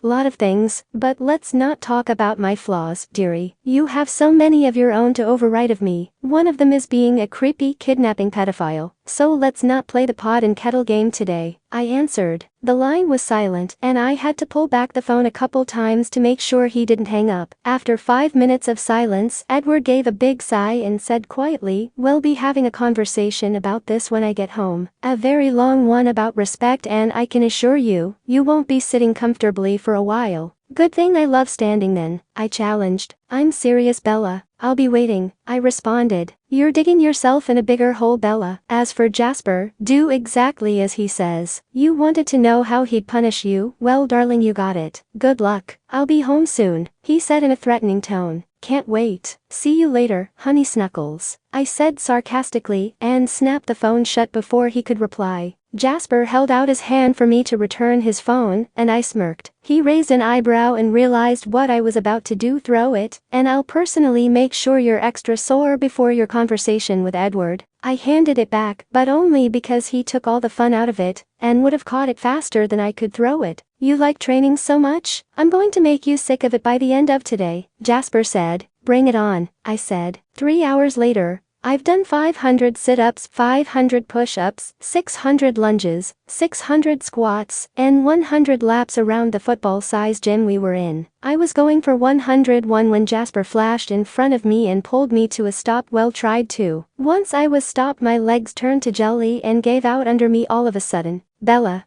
tell me everything that hurts, Jasper said, picking me up, bridal style. Oh my God, what did you do? I heard Rosalie scream at Jasper. Nothing, she is just overworked. She didn't tell me how tired her body was, so I overworked her, Jasper answered, annoyed. Now Bella, we need to stretch out the muscles that are hurt. So what hurts, sweetheart? Well, everything, you idiot, I growled back in reply, hissing between my teeth in pain. Bella, no more warnings. Start speaking to me with respect or you will regret it, Jasper warned. Thought that was what you tried to do with training. I rolled my eyes. Jasper growled and sped to the room I slept in last night, and laid me in bed. Take a nap, before you get yourself in more trouble. And for once I didn't argue, because I seriously was too tired to fight his command. Plus I needed to heal in order to be in tip-top shape to escape tonight. Yeah, that conversation Edward wanted to have won't happen if I have any say in it. I'm breaking out of here and I'm taking Bree and the Hales with me, one way or another. For no apparent reason, my eyes slowly fluttered open and met Jasper's. I rolled over to my side, propped myself by my elbow and glared back at him silently. He didn't say anything, didn't move, just sat there, still as a statue. He didn't so much as even blink, which made me shudder. When he sat like that, it didn't even give me the illusion that he was human. That's because he isn't human, dumb, he's a vampire, quite trying to humanize the enemy. I chastised myself before gathering up my courage and smirked. Gee, stare much? I mean, I know I'm hot, but at least have the decency to not get caught staring. Your appearance does not have that effect on me, I'm afraid. I'm just trying to figure out what to say, he said, leaning back in his chair, crossing his arms.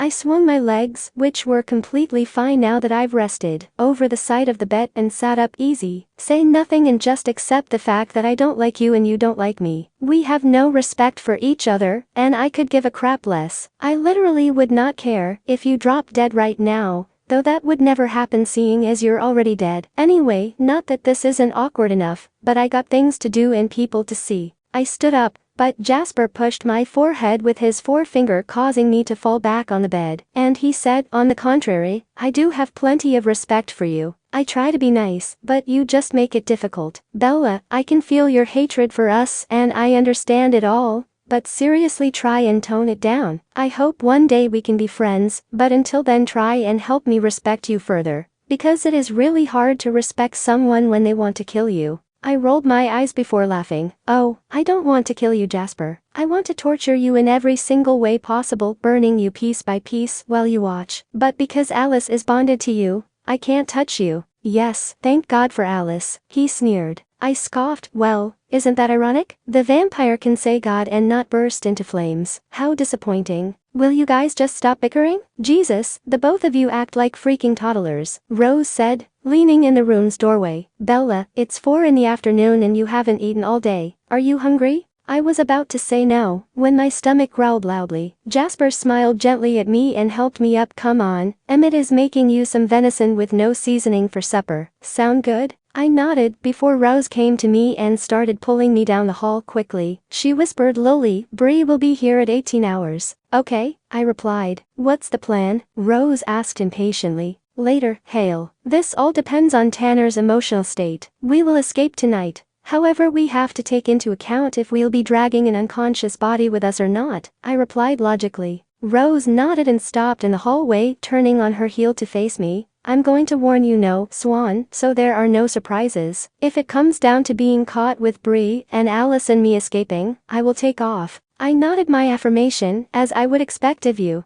I'm sorry. Rose shrugged, not looking sorry at all, but I didn't care. Don't apologize. If it comes down to that, just send my troop after me when you get back, I replied, shrugging. Rose spun on her heel again, and we continued our walk silently. When we arrived in this huge community kitchen, I could smell the sweet meat simmering in the air. Several tables were scattered randomly around, and a bunch of hunters were swarmed around them, with a bunch of vampires lining the walls, watching them. I started counting and then counted again to make sure. To every 4 hunters there was 1 vampire. Not all the girls here are mated, Bella. Some are here voluntarily. Rose scoffed, completely disgusted. They betrayed their kind for them, willingly. I mimicked her look of disgust. Yes, they like the thought of free will and a chance at life. You know, it all sounds nice in theory, until you're thrown out there with no cash and no chance at a job. Most of these girls are only on their first year of basic training, Rose explained, shrugging. No wonder they all got caught. They are only 16, I said, exasperated. Yep. I swear the elders need to make a stricter law to make sure 16-year-olds don't sneak off base without permission. 16-year-olds are too weak, both physically and mentally, Rose responded. Agreed, I said, while looking around the room. Bella, a familiar voice asked. I turned around so fast that if I were a normal human, I would have fell over. There stood all 4 foot 11 inches of my little cadet. Bree stood awkwardly, smiling at me. She didn't seem to know what to do, like she didn't know whether to hug me or salute me. I looked her up and down. She looked really different, more feminine and soft. I'm not saying she didn't have her muscles she gained from my training,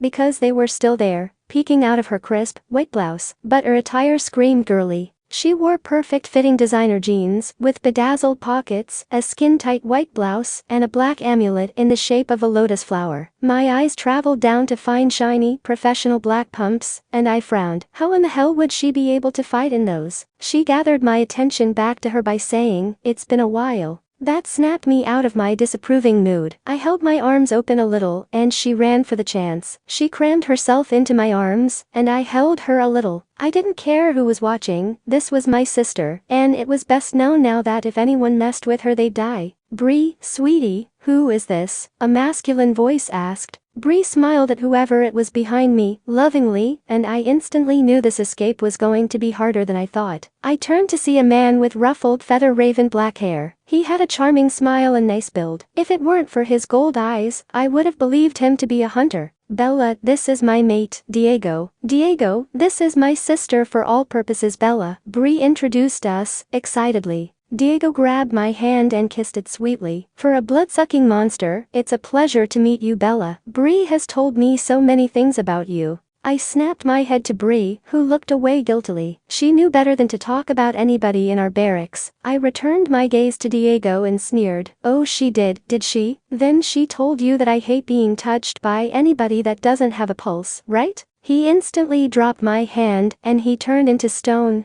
Yeah, she did. I'm sorry, sometimes I forget who's new here, especially if they look like they own the floor they stand on. Is that your way of calling me a BTCH? I asked. He shrugged. I call it as I see it. I'll take that as a compliment. I smirked, trying not to laugh. Bree found herself a male version of me. Well, a male, bloodsucker me. Good, you were supposed to, he replied. Anyway, Diego said that Emmett's girl, Rose, asked me to watch movies with Alice, you, and herself. I didn't believe it was you, Bella. I only got your first name from Diego, since no one knows your last name here. Anyway, when Diego said your name, I was like, oh, it can't be my Bella, but look, you're here. Bree rambled. Well, it's me. I shrug. Bree, you need to go get some food before it gets cold, Diego said to her. She smiled, nodded and turned to me. Well, I see you tonight. Diego wants to have dinner in his flat. It's been nice seeing you again. She waved and walked to the line. Diego turned to me and his easygoing smile vanished. Listen, Bella, I'm happy that you are here. Bree has talked non-stop about you. She seriously has missed you. But if you try to take her from me, you will regret it immensely.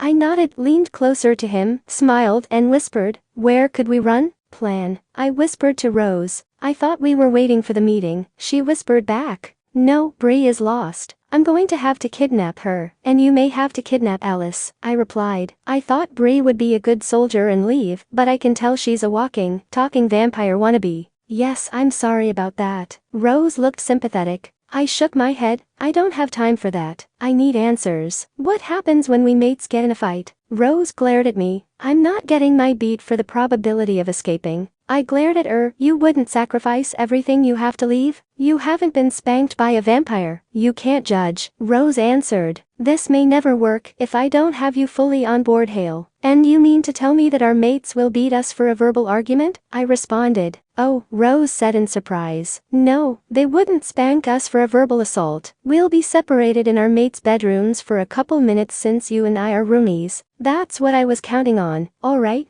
Here's what, I started. What are you two whispering about over here? Emmett smiled, sitting down across from us. You look as if your conversation is life or death. Rose looked unsure of what to say, so I threw on my most embarrassed look and looked sad. I was asking Rose how to handle Edward when he gets back. He was very upset with me, and threatened to spank me to where I won't sit down for a week. I'm scared and I wanted to know a way to lessen the punishment. I've never been spanked before, and I heard it is quite unpleasant. Emmett looked sympathetic and nodded. And what did Rose tell you? Rose shot in this time. I told her to remain calm and just talk to him about your concerns. Rose is right, Bella. Your mate will always love you and take care of your needs before hurting you. If you tell him you're scared, he will make you completely comfortable in every way possible. Maybe he'll even explain exactly what's going to happen before it happens, so you're not in unknown territory, Emmett said. I gave a small fake sigh in relief. Okay? I think I'm a little better now. Emmett smiled. Good. Now, both of you should eat. It's not healthy to skip meals, and if I remember correctly, you skipped 2 today, Bella. Yeah, by accident. Do you think Edward will be mad about that too? I asked, turning on the innocent act on again. No, baby. He knows that's not your fault, he said reassuringly.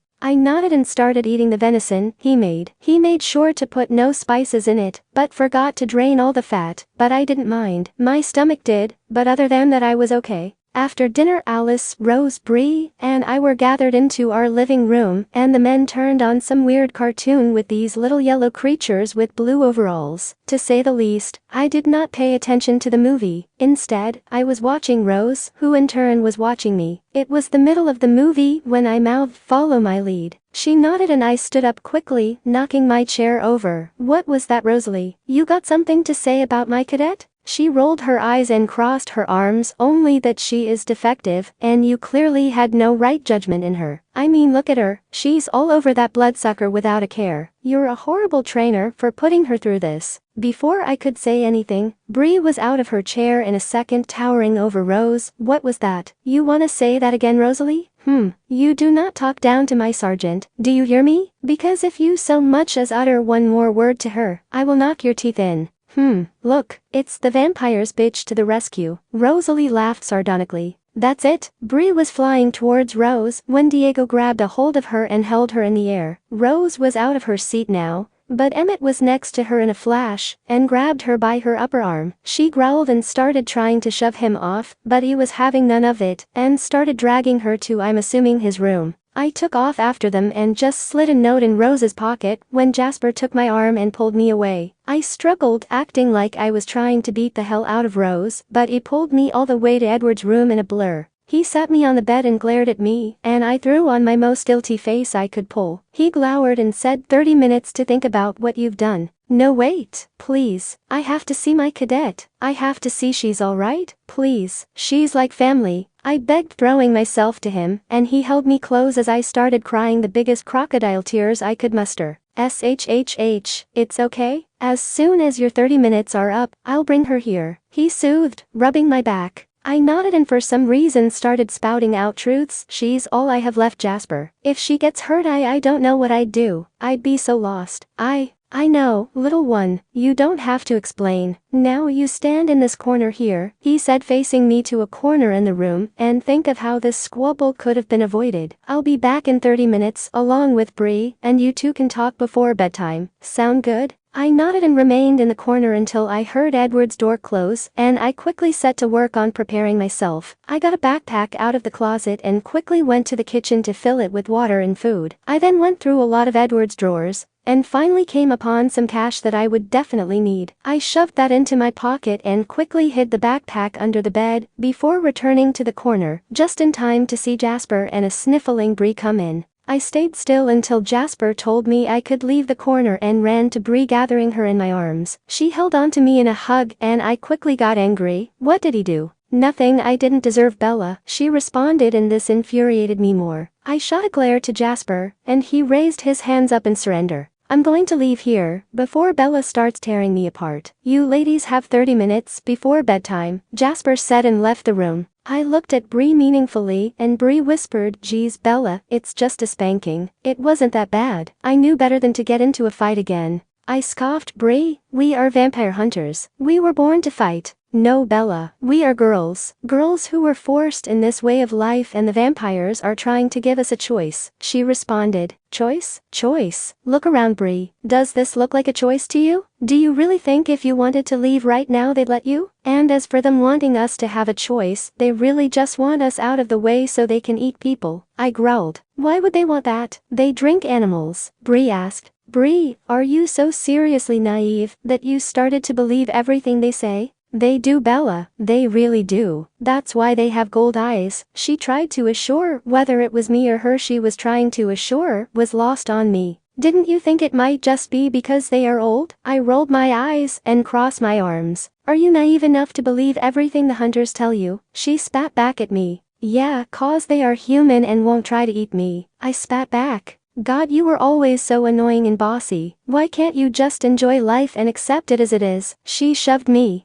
I laughed. Careful or Daddy will hear our squabble and come and spank you again. Bree gasped in shock and grabbed her stomach. How did you? I paled and was caught in wanting to throw up or faint. My cadet, my Bree, was carrying an abomination. Something unheard of. Something I could not protect her from. That's when my decision was made. I'm sorry, Bree, I whispered. What? Why are you? She started. I took the syringe I got out of Edward's drawer where I found the money at, and stuck Bree with it. She went into a blissful sleep in seconds, and I went to the window. I unlatched it, grabbed my bag and threw it over the fire escape. I then grabbed small Bree and carried her outside, shutting the window behind me. When I got to the last step, I saw Rose carrying Alice down some stairs 10 feet away from me. I laid Bree down on the curb and waited until Rose was beside me. What next? Rose asked. I was about to answer when a piercing alarm went off that made us both grab our ears. I picked up Bree and yelled, "Run!" Somehow we got split up in our run. I run faster than her, so I kind of lost her, but I assumed she would be okay. That is until I heard a scream and instantly knew Rose was caught. I jumped into the shadows, making sure to keep my heartbeat slow and even. This was not the time to get caught. I looked around quickly before my eyes landed on a silver Volvo, not very far from me. I dashed for it and threw Bree into the unlocked backseat, and got into the driver's side, making sure to lock all the doors. I know they can rip them off in seconds, but at least it was a distraction for a second. I went under the seat to start rewiring the car, until I heard a silky voice in the passenger seat say, "Wouldn't it be easier with these?" And I heard the rattle of some keys. "Oh shit," I mumbled, dropping the now useless wires. Indeed, his velvety voice agreed. I didn't have the courage to look at him at this point. I didn't know if he was mad, disappointed, or indifferent, and I wasn't suicidal enough to find out. I just kept my face forward and instantly wished the ground would open up beneath me and swallow me whole. I'd even go for a hole that was not unlike a garbage disposal. Being chopped to bits is fine with me, as of now.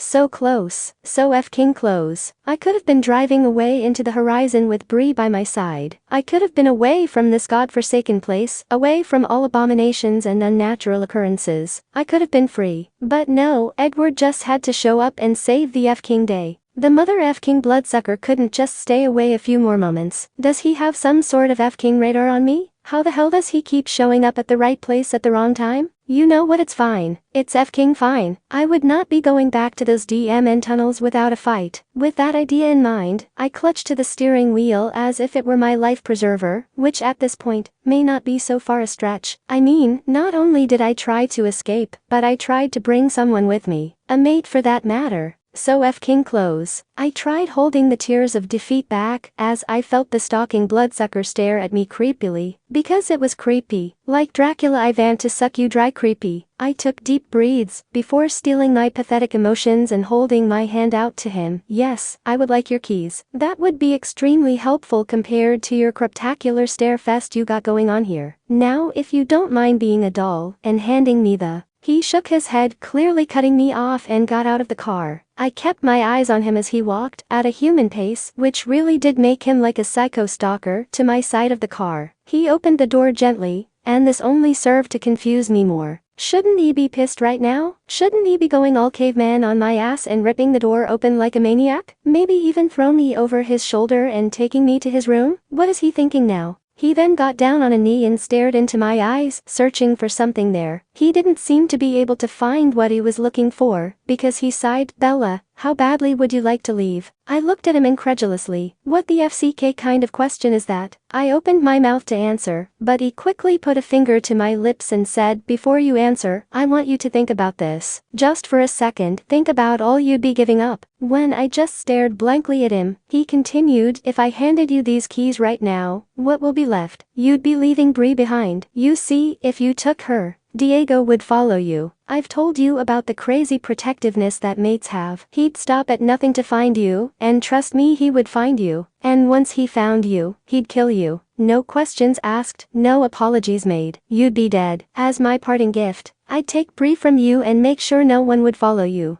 I shrugged, could really care less if you took her away anyway. She's too far gone. He rolled his eyes before he continued, you'd leave behind Rose as well. Since you've got here, I've heard nothing but hope coming from her. If you leave tonight, you will diminish every piece of hope she has, because once you leave you won't be able to see them again. He paused to take in my reaction, and when he saw none he went on, we'd move as soon as you left. We'd pack up the mates and our stuff and move somewhere new. We'd done it before, many years ago. A mate wasn't happy, so she left. Her mate Carlisle let her, because he knew she'd never truly be happy here. But we couldn't risk having a hunting party with our mates so close by. So we packed everything and moved on. We'd do it again too, if that's what would make you happy. It's not that difficult. I watched incredulously as he just shrugged it off. I glowered at him before responding, so like cattle, right? Nothing personal, just business. You can leave, but you have to leave the others here. FCKU, how dare you treat these highly trained soldiers like cattle? Soldiers? He gasped, shocked. Bella, these so-called soldiers are girls. Small, young, little girls. They have no life, no mind, no feeling, except kill. They're not soldiers in your world, they are robots. I rolled my eyes and was about to speak, but he continued, obviously not finished. And as for cattle, tell me, Bella, how many times have you felt like an animal here? Were you beaten, neglected, starved, sleep deprived? I glowered, yeah, we are cattle to you. You move us around, you beat us if we don't do as you say. Hell, one of your men even rode one of my girls and bred her. Yeah, you see Bree back there? She is currently carrying an abomination, just like you inside of her precious insides. Edward stopped and stared at me. What? Oh come on, bloodsucker. You know, just as I do, that the little monster is unnatural. Don't act so offended. I rolled my eyes. No, it's not that. He turned to look at Bree, sleeping soundly in a drug-induced sleep on the back seat. I agree that her condition is not at all in nature's course, and clearly not possible. We are dead, Bella. There is no way. Oh, but it is. Bree is definitely carrying a bun in the oven. Wait, oven? Maybe a waffle in the freezer, in her case. No, that's not right. Waffles don't rise in the freezer, and OFCK it. You get the picture. I growled. He smiled back at me, clearly amused. Waffle in the freezer. Yeah, FCK you too. Anyway, the point being is we are treated like cattle. Sure, you feed us and allow us sleep, but you got to keep that hamburger in a cup nice and healthy, right? I threw at him.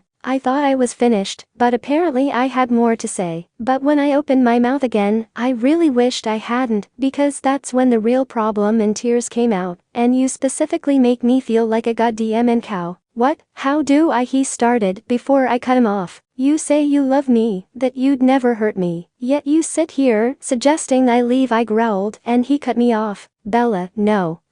No, I'm talking. You shut the FCK up. Oh, it'll cause us both pain if you leave. Yeah, right. Here you are, sitting before me, and you offer me calmly, may I add, a way out. As I sit here being shattered, broken, torn, you feel nothing. Granted, we have only just met and barely know each other, but why is it I feel the hurt?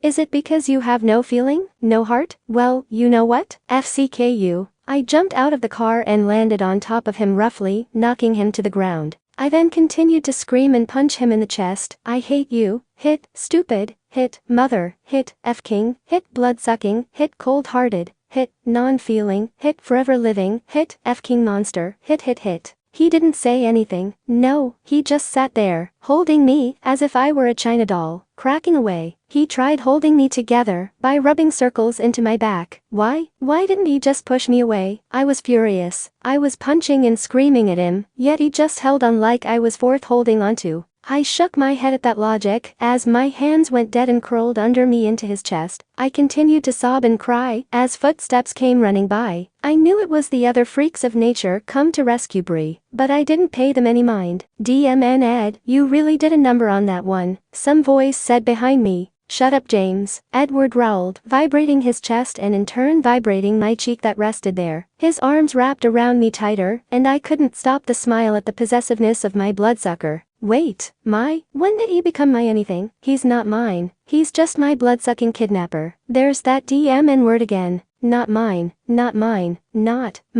I repeated in my head. Yeah, keep telling yourself that, Bella. The vampire hunter side of me growled. At least, despite this witchy vampire bond crap, I still sustained the true me. The part of me that did think that being in this bloodsucker's arms right now was wrong. Speaking of which, why am I taking comfort in his frigid embrace? Why do I even care if he cares for me or not? Because it F-king hurts to think about. It's this DMN bond. That must be it. Because I absolutely refuse to accept the alternative. All I know is, before I can officially leave, I have to find a way to break the bond. It's the only way I can make it out unscathed. With the hunter part of me strengthened, my tears stopped abruptly, and my body tensed immensely. My supposed mate stopped his soothing circles and gasped. He pulled back to stare into my brown-steeled eyes. I was back to my hunter self, and he would not make me lose it again. His eyes glared back at me as he picked me up and sat me back inside the car. He then reached into his pocket, pulled out his keys, and then handed them over to me. When I made no move to grab them, he opened my tightly closed fist and gently placed them between my fingers before softly curling my fingers around them. He then looked into my eyes and said, "Make no mistake, Bella, that the thought of you leaving kills me. I'd rather die than to watch you drive away now. I'd do anything to stay by your side, would probably even take it as far as stalking you, until you needed me. I'd stay out of sight for you and help you through everything, even if you didn't personally want to see me or know it was I who did help." He sighed, then looking down, "But that wouldn't make you happy. You'd feel smothered and angry. You'd be paranoid, knowing I was there, yet you still couldn't see me. You'd destroy yourself. You'd be miserable. You'd never be the real you. I could never watch you do that. I could never do that to you. I love you too much. My love for you far outweighs my selfishness." He looked back at the keys and sighed again before he took them back. "Put them in the ignition and the car purred to life, so I'm giving you a choice." My head snapped up in shock to stare into his eyes as he continued, "You can either take my car and leave, finally free, or return to your previous life. Either way, I'd never judge your choice. I'll even bring you your clothes, food, and financial supplies, just so I know you haven't actually choice in the matter and you are safe."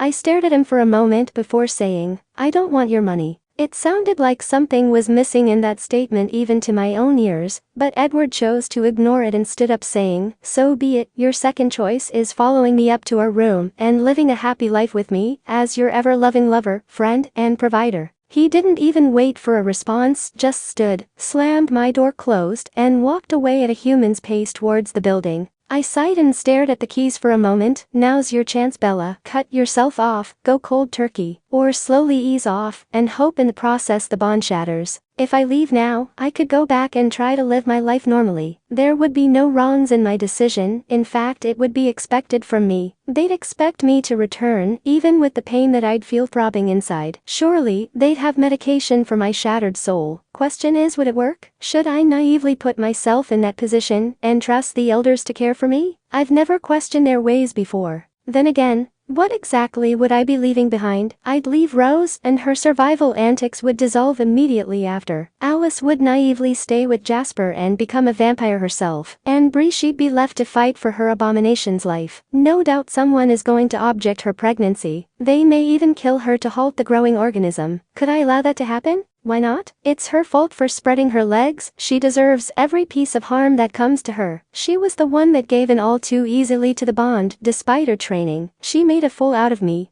making it seem like I don't know how to train a hunter whatsoever. However, she is my sister, and despite what she has done, I need to be her backup. And as for me, Edward, my head snapped up to see he made it halfway to the door already. I quickly stumbled out of the car and yanked out the keys in the ignition. As I started running to him, I thought about the choice he gave me. No one has ever asked what I've ever wanted before, and for once I'll give him something he wants to pay my gratitude for him. When I got closer, I started walking to him. Hey bloodsucker. Edward turned around to look at me as I threw him the keys. He stood frozen as I continued walking towards the building. As I passed him, I said, "Thought you could get rid of me that easily?" He stood for a few seconds more, blinking away the shock before he started walking with me again. When he finally caught up with me, I felt his hand touch the small of my back, as if to lead me to our destination. There were 3 things I knew for certain. First, Edward was my enemy, and no matter what he did, nothing would ever change that. Second, as of now, my heart belongs to him. Due to some vampire crap that connected us, there are no explanations to why it happened, but in order to get over it, I had to just accept it and move on, trying my hardest to destroy whatever it is we have. And third, I will escape from this godforsaken place. The manipulative bloodsucker led me back to his apartment and secured the door tightly, preventing any desirable escape that I may have wanted without his knowledge. Oh well, wasn't planning on escaping anyway, yet.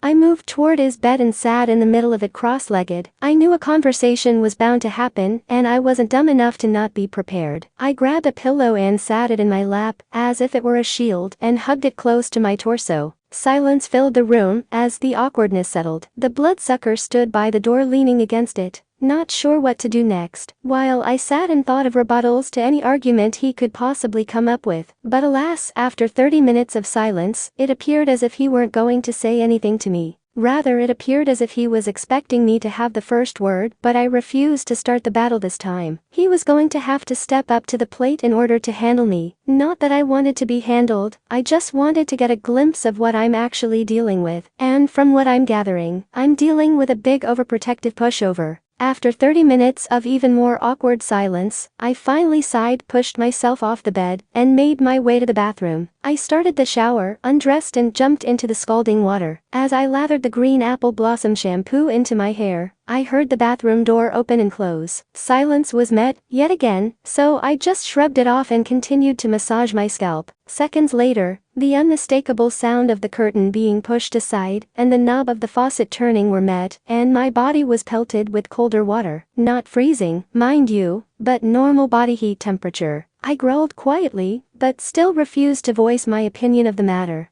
I rinsed the shampoo off and started on the conditioner and body wash when I heard a knock on the front door. I froze and waited for the bloodsucker to leave the bathroom again to answer it, but no movement was heard. The knock came again, and I moved the curtain aside to glare at Edward, the deaf vampire. He was sitting on the bathroom counter without a care in the world, ignoring the persistent knocking on the door. I growled, rinsed my hair and got out of the shower, not really caring if he saw me naked or not. I dried my body off and grabbed a robe hanging on the door and put it on, tying it snugly to my body before unlocking the door and opened it, revealing a very pissed-off Bree. She pushed the door open upon seeing my face and made her way into Edward's apartment as if she owned the goddamn place. "Please come in, always a pleasure to have you," I growled as I closed the door. "Shut up, Bella. I have no patience for your sarcasm right now. You messed up big time tonight, big time. You know, if this wasn't a vampire baby inside me, You could have killed it tonight with your little stunt? Ooh oh, if I didn't get in trouble for it, I'd punch you in the face right now, she growled, pacing back and forth. I stared at her as if she lost her damn mind, which in reality she did. How the fuck could she not see this wasn't healthy? How could she not stare at herself and despise the abomination inside her? How did she fall so far from what she was trained? Bree stopped pacing, sensing my building up frustration, stopped and turned to me. What is it, Bella? I stepped toward her and looked deep into her eyes, searching for any hope that my sister in combat was still there. It felt like hours, when really it was only a couple minutes before I saw the little fire that all hunters had. She is not completely lost to me. Bella, I know that you think this, she points her finger at her stomach and then at her heart, is all wrong. But give the vamps, a chance. They aren't as bad as you think. I saw some of the hesitation that she had. She was still in her internal battle, and she was trying to figure out which side she was really on. That was the little hope I had to hold on to. Bree, I paused and took a deep breath. Just remember that I'm always here for you. I stepped forward and hugged her, as if I was still trying to physically keep her together, hoping she won't fall further into the bloodsucker's clutches. She hugged me back and looked to be about to say something, when Edward entered the room. Bree, Diego wants you back home, sweetheart. Bree nodded, gave me one final hug and then went to Edward, putting her hands on her hips. Go easy on her. If I find one bruise on her, you and me will have words, you hear? Edward smirked and gave her a mocking salute. Ma'am, yes ma'am. She smiled and turned to the door, leaving me to deal with him all alone. Bella, he sighed once his door was shut quietly, we need to talk. I nodded and went back to my spot on the bed and shielded myself with the pillow again. Edward grabbed a modern, black plush wingback chair into the room and sat down in it. He sighed heavily before saying, Bella, this behavior you exhibited tonight is unacceptable. First, you smart off to Jasper, even after you have been warned against the outcome of such offenses. I cut him off. Listen, bloodsucker. I don't know what actually made you believe for one moment that I'd bend and bow to your every whim command, but I'm here to inform you that that illusion you had of me is quite delusional. Secondly, I find it hard to follow orders from someone who has no respect for me whatsoever. So Jasper can go suck it, until he can pull some manners out of his militant ass. Bella, I'd suggest you learn to be respectful whilst in discussion with me. You're already in enough trouble as it is. He breathed as his hand tangled into his hair. I guess it's safe to assume that the bloodsucker is definitely frustrated. Good. As I was saying, the disrespect you showed Jasper was only your first offense. The second one was fighting physically with not only Jasper, but Emmett as well. Don't you realize how dangerous that is? I stared at him like he grew an extra head. You do remember what I am, don't you? I'm a kidnapped vampire hunter. Fighting with vampires is my job. He sighed. Not anymore. Consider yourself retired. I burst into a sudden single laugh. Retired? You are out of your damn mind. Am I? He smirked. If I'm not mistaken, you agreed to stay here. Unless my eyes deceive me, you came back with me on your own free will. Now tell me, how do you expect to survive here, if you are constantly instigating a vampire to fight you?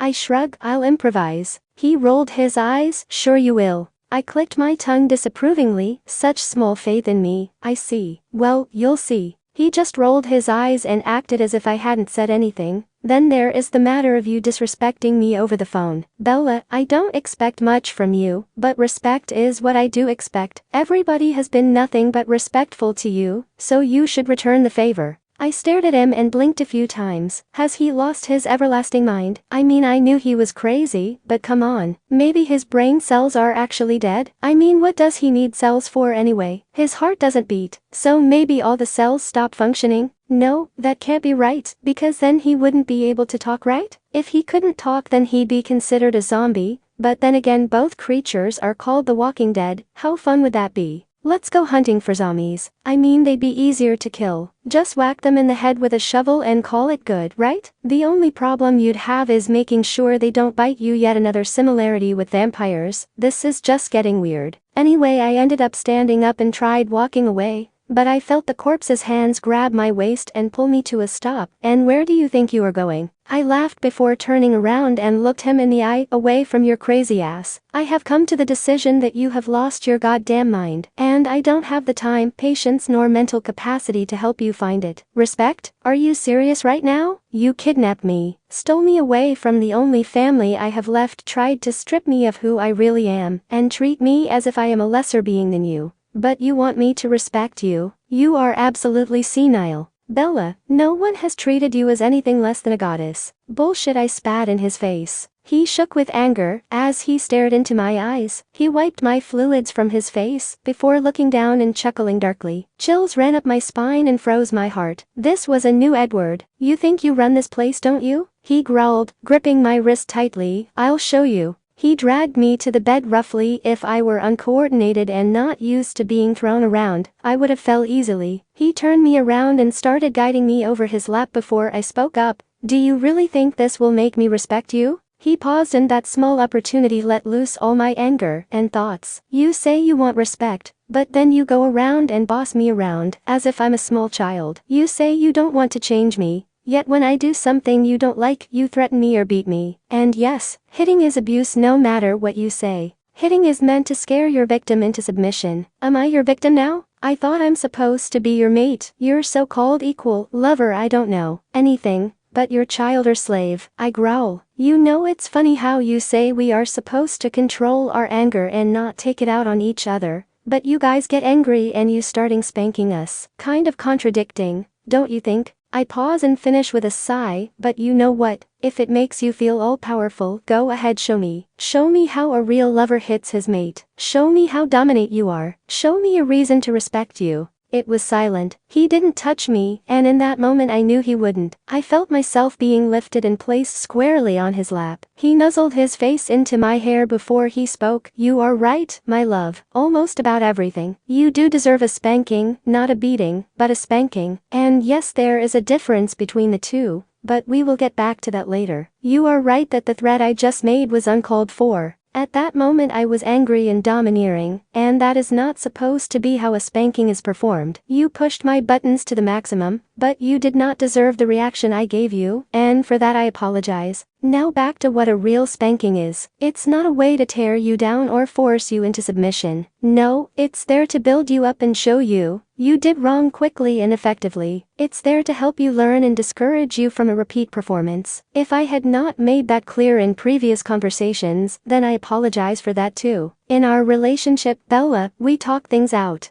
I will always give you a chance to explain yourself and let us talk about ways for either a better outcome or a way to fix an issue. I'm here to guide you and love you, but I'm also here to be your friend that will be there no matter what. And we can't very much have that relationship if I'm just trying to force you into submission, now can we? He asked. I suppose not. I answered. No, we can't. And quite frankly, I'd rather not have that, so it will never happen. Got it? He paused and waited for me to nod before continuing. Now that we have come to an understanding, how about you tell me what really happened today? The crazy thing was, I ended up telling him everything except about the dream that started it all. And when I did finish, I felt relieved, in a way. I guess I felt wronged, and when I finally got it all off my chest, it felt like Edward was actually going to fix it and make it all better, without judging me. When I finished, I looked up and Edward sat still, thinking before actually speaking, which actually made me trust him a little. So I can't help but notice that all this started as soon as you woke up. I nodded. Yes, I guess I was just upset that Emmett was there at such a vulnerable time, and he saw a weaker side of me. I can understand that, he said thoughtfully, and I think I may have a solution for that, but we will get back to that later. Bella, answer me truthfully. Do you think that if Emmett were not a vampire, you would have the same strong reaction to him being there? I shrugged. Never really thought about it before. I think I'd still have a bad reaction to anyone being around me when I'm that upset.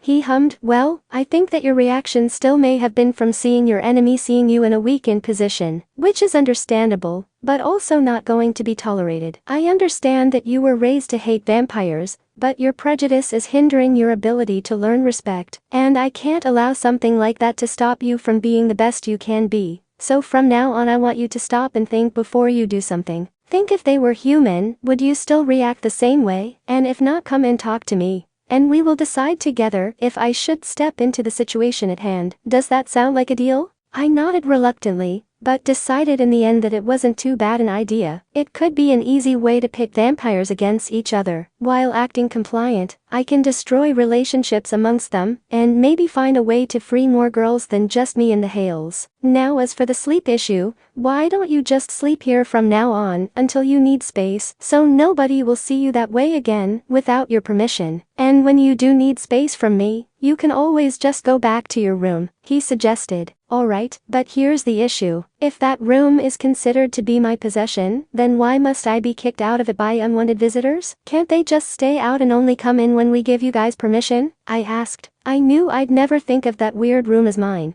but it would be nice to be able to talk to Rose without the rude interruptions and eavesdropping. "You do have a point, however, because it is our responsibility to care for you guys, we must always have access to you. Then again, sometimes you girls just need some space to talk and chill without being watched. I'll have a talk with the guys about it. If they agree, we may give you that small form of freedom, but be prepared for the regulations of the privilege," he warned. I inwardly rolled my eyes. Of course, what would any privilege be without rules? Oh, that's right, freedom. Oh, silly me for ever thinking I'd ever have a moment to myself. Now, on to the next issue. What Jasper did in the bathroom was uncalled for and unacceptable. We are to never enter that bathroom when another's maid is in there, for the simple matter of the state of dress she is in. Seeing as you were in a towel, your state was practically naked. Males tolerate nothing when it comes to sharing their mate. If that towel had somehow ended up on the floor, Jasper's head would be on our mantle, Edward stated seriously. I scoffed. These men considered themselves to be brothers, yet as soon as they see something they are not supposed to, they are killed off. Not that I'm complaining, it means less work for me, but still to think their instincts are so temperamental that it breaks the border of animalistic is somewhat disturbing, and yet they want us to trust them never to harm us. I'll confront him of his actions at a later time, but as for now I'd like to move on to the blatant disrespect you gave to me on the phone. He stopped and looked at me for a second before continuing. I understand your disrespect to Jasper. He was in the wrong and destroyed a lot of trust that could have been built up between you two. What I don't understand is what your deal with me was.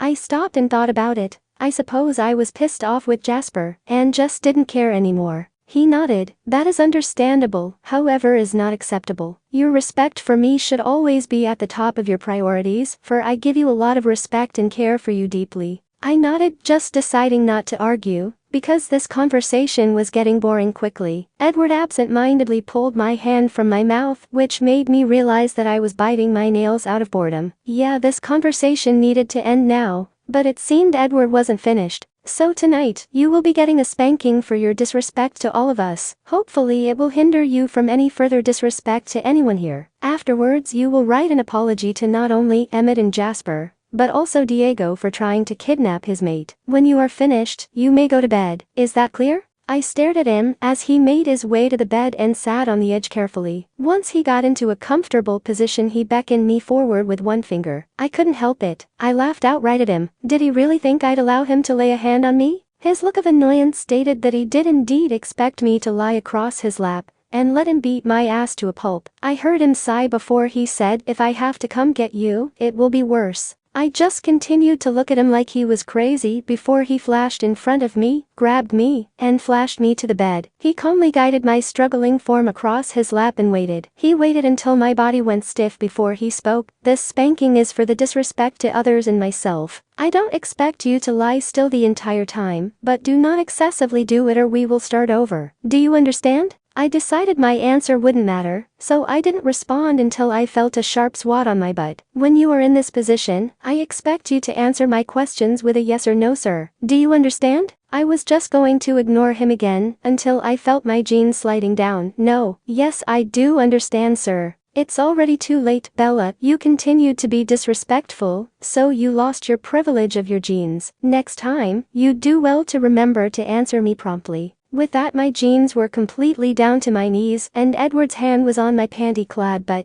"Now, do you understand why you are in this position?" I was going to say something sarcastic, but thought better of it. "Yes, sir." "Good," Edward said. "Then we may begin." He then started showering my butt slap after slap. At that moment, I knew I would not move, not cry, and not speak. I would not give him the satisfaction that he won. I couldn't. It would mean that he had power over me. It would also be the key factor of breaking me down, and I wouldn't give him that satisfaction, no matter how much it hurt. I tried to numb my body, but he continued to hit harder, breaking down all my barriers. This went on for 5 minutes, before I felt my underwear being pulled down. No, I screamed a watery cry. I didn't know until that moment that I lost. Silent tears streamed down my face as I struggled to get up. I heard him sigh before he said, "I'm afraid so, little one. You didn't come to me when I asked you to. I told you it would be worse." I shook my head at him before pleading, "Please don't. I promise it won't happen again. Just please don't." "Bella," he said before placing his cold hand on my bare red ass, "this spanking is for." He rubbed my bottom a little, trying to soothe away some of the pain I felt. "Is for your disobedience. Do you understand?" I buried my face into his lap. "Yes, sir." He then began spanking me as I clutched to his jeans. I was now sobbing outright and completely submitted to it. When he finally stopped, he started to rub my back comfortingly, but I wasn't having any of it. I refused to let him sit there and care for me when he destroyed the only strength I had against him. I felt weak in that moment, and he saw too much. By the end of my stay here, he'd have to die. But right now I needed to heal. I pushed myself off of him and harshly wiped my tears away before stomping off to the bathroom, shutting the door and pressing my body against it as it slid to the floor. I ignored the pain of sitting on my blazing behind and just cried as I felt myself break down. But as I cried, I couldn't stop the thoughts of this being my fault to begin with. I started thinking I deserved my punishment, but I'd never admit it out loud. Oh my god, have I gone senile? What is wrong with me? The fucking vampire hit me, and I'm accepting it. What the fuck?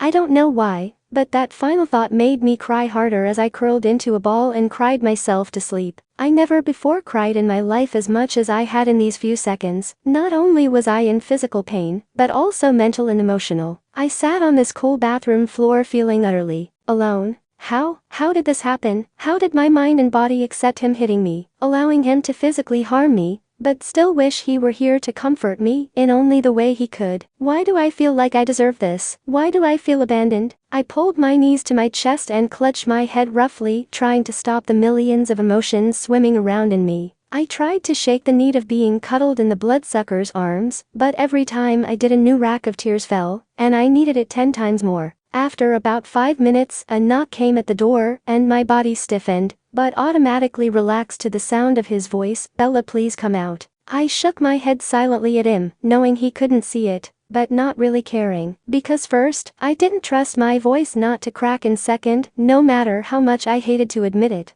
I wanted him to come get me and hold me as if there were no tomorrow. I needed that reassurance that he still needed me as I needed him, and that thought made me want to bash my head in. I felt the door being pushed gently forward with me still blocking it. "Bella, please." Edward sighed, trying to wiggle through the crack. I shook my head again and buried my face into my arms that wrapped around my knees possessively. I took a breath, hoping to clear my voice before saying with a sob, "Please just go away." The door stopped moving. Silence filled the room as I felt his piercing golden orbs on me. There was another beat before the door opened completely. I was scooped up and placed in a stone-cold lap, which felt heavenly on my burning rump. Frost-kissed arms wrapped around me, one around my waist like a firm vine, and the other behind my head, pulling me under his chin. My hands went to fist as I tried to push at his chest to get away. Every hunter instinct demanded I get away, however, every mating instinct begged and relished in his touch. "No," I whispered. "Shh, Bella, it's okay," he whispered back, as he stroked my hair.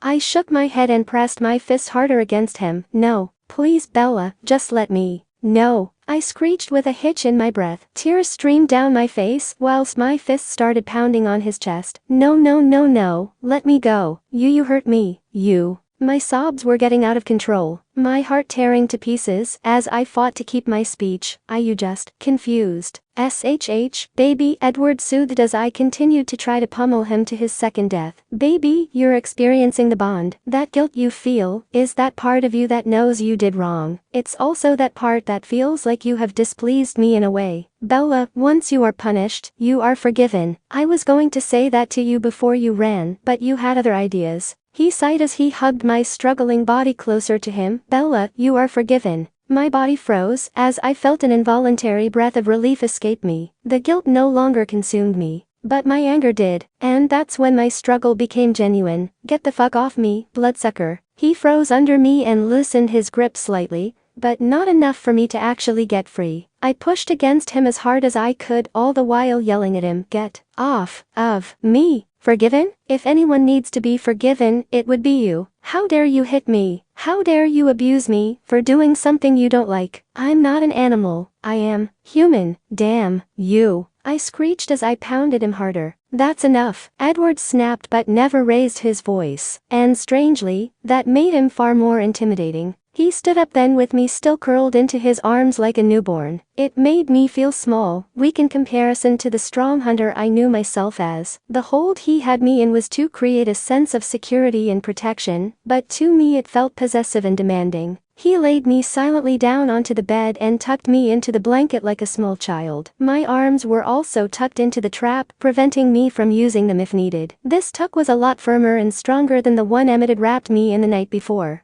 Before I could make any move to release myself from the quilted prison, Edward stepped in front of me and leaned in close to me, staring into my eyes with his evil cold ones. I do not find you to be an animal, Bella. I never intended for you to feel that way. But you did. I interrupted, glaring into his eyes. Nevertheless, he said, standing straight and pacing the floor, acting as if I hadn't spoken at all. I try to provide you with everything you need and want. I want you to be happy here, and look to this place as your home. I understand you may not like it at first, and if you wish, you may leave as I have already stated. You already know that isn't true. I growled, struggling against the blankets once more. If I leave, I'd be putting my own self in misery, for the bond is far too powerful to ignore. Secondly, if I were to leave, where would I possibly go? My home would never welcome me back for the simple fact that I am bonded to you, making me just as evil and wrong and unnatural as you are to my people. So forgive me for using the sense of my only option to survive. Edward turned back around to face me, staring into my eyes trying to see the truth. I could see his desperation to find anything that would make my words false, and when he didn't find it,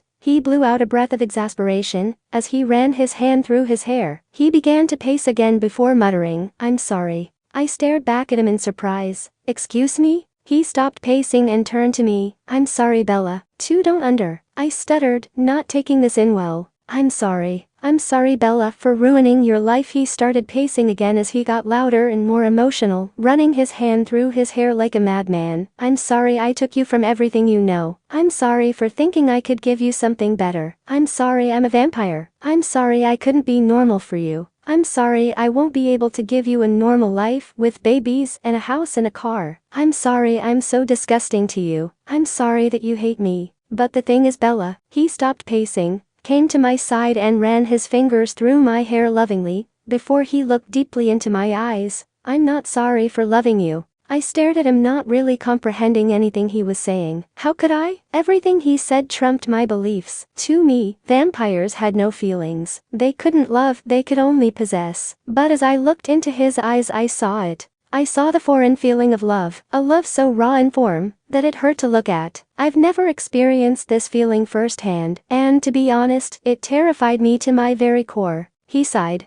"I know it's hard to believe. I know my recent reactions counter everything I've said to you. But Bella, I truly love you. I'd do anything for you. Anything. To be able to see you and your beautiful smile. God, Bella, if I could, I'd give you the world to hold in your tiny hands. If you wanted, I'd swim across the oceans for you. If you needed, I'd carry you across the world. Anything you asked, I'd give it to you. I only truly wish to see you happy, and I'm sorry for spanking you. I truly am, but I'm determined that the reason you are so miserable here is because of your prejudice against people like me, and I only wish to hinder that." "You listen, bloodsucker," I started. "Edward," he corrected. I just nodded. I wasn't ready to give this monster a name out loud, so I would refuse to as long as possible. "Listen, I can't." Edward interrupted me again. "Tell me this, Bella, if I were not a vampire, would you be as agitated as you are now?" That stopped any speech I may have had. Was it possible for me to be happy here, if I weren't surrounded by my enemy? Did I really like being a hunter, or is it just a familiarity? "Bella," he whispered. I sighed and decided to answer truthfully. I don't know. I don't know if I truly hate you for just being a vampire. I know I hate that you hit me. I don't take too kindly to people who threaten me and knock me around. But I didn't knock you around, Bella. I corrected your behavior in hopes of curving your thoughts about vampires. Edward defended. "Tell me, if it were in reverse, would hitting you make you want to respect me more?" I asked. Edward stared at me before sighing. "No, I suppose not.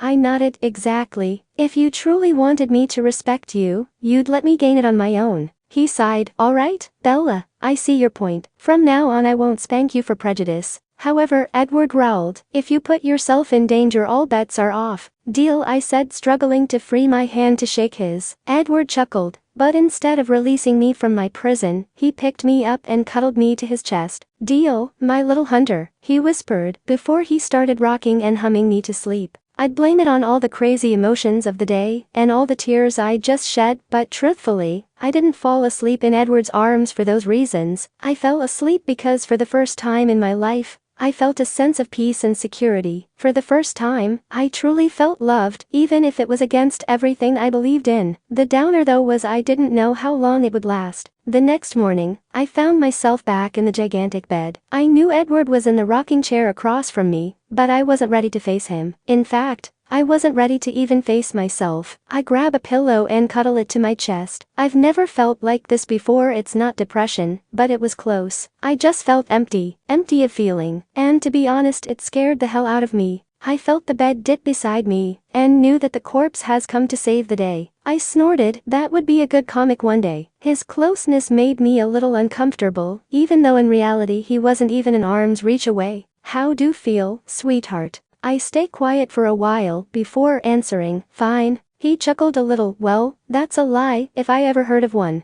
I shrug and decide not to respond. It's not like he asked a question anyway. Are you hungry? I shook my head. You should still eat something. How does egg sound? My stomach growled at him in response. He sighed. Isabella, lying to me will get you nowhere. And that's another one of your rules, remember? I sat up and winced and looked at Edward to see that he winced with me. I'm sorry, you're in pain. Would you like some lotion? I raised an eyebrow at him and he quickly responded with, it has aloe vera, it should help you heal. I nodded slowly and he flashed away. He came back with the lotion and looked unsure what to do next. I sighed and held out my hand. He looked kind of disappointed until I said, I'm going to rub this on me. Can you please make me some eggs, no seasoning or grease, please? Ooh, and a small glass of milk. He gave me a wide crooked smile. He bowed to me, as you wish. He went into the kitchen and started making my breakfast. As I put my lotion on, I could hear him humming the lullaby he sang to me last night. I smiled at the sound and quickly dressed for the day, wearing gray yoga pants and a light blue kami. I threw my hair in a ponytail before joining him. He smiled at me as I entered. He quickly finished and put a plate in front of me. What do you want to do today? I frowned, picked up my fork and put a small bite in my mouth. We don't have to leave the apartment today, if you don't want to, he added. I shook my head. We may have came to an understanding last night, but the hunter in me definitely didn't want to spend any more time with him than I had to. Well, do you want to hang out with Alice today? Rosalie is grounded, so she is not available, but Alice is a baby, so no, I'd rather not. Edward got a little defensive. She's not a baby. Dude, she was coloring and watching a cartoon the first time I met her, so excuse me for stating the obvious. He chuckled. Have you ever colored? It's really quite relaxing. I raised an eyebrow at him. Do I look like I wear a bib? She's not. He stopped and sighed before leaving the room and coming back with a coloring book, crayons, markers, and color pencils. I glared at him, shaking my head. No way. I am not coloring. Isabella, just try it. If you don't like it then you don't have to anymore. He opened the book to a picture of a lion and set it in front of me. Now while you color, I'll talk. You don't have to answer any questions if you don't want to. And if you feel uncomfortable, stop coloring and we'll do something else, okay? I rolled my eyes but grabbed a gold color pencil out. I can stop whenever I want, right? Yes, he answered. I nodded and started outlining the lion as dark as I could. Bella, what's your favorite color? I looked up at him, but he pointed to the picture, so I continued coloring. Blue? Is there a favorite shade? I nodded. Midnight. As dark as you can get before it turns black. Why? I shrug. It's the night sky. Add a couple specks of the lightest blue, and you got stars. So you like stars? It's comforting, I guess. Why's that? I shake my head and he took that as a cue to ask another question. Did you ever color when you were younger? No. Too busy training. Not even when you were like 5? No. Jasper said you held your own when you did your workout. I shrugged. I've been training for a long time. It takes a lot to wear me down. Do you like to work out? I thought about it as I grabbed a brown out of the colored pencils. I guess. Would you like to have time in the gym to exercise? I can arrange for that, especially if you want your own private session. I looked at him, but before he could point to my page again,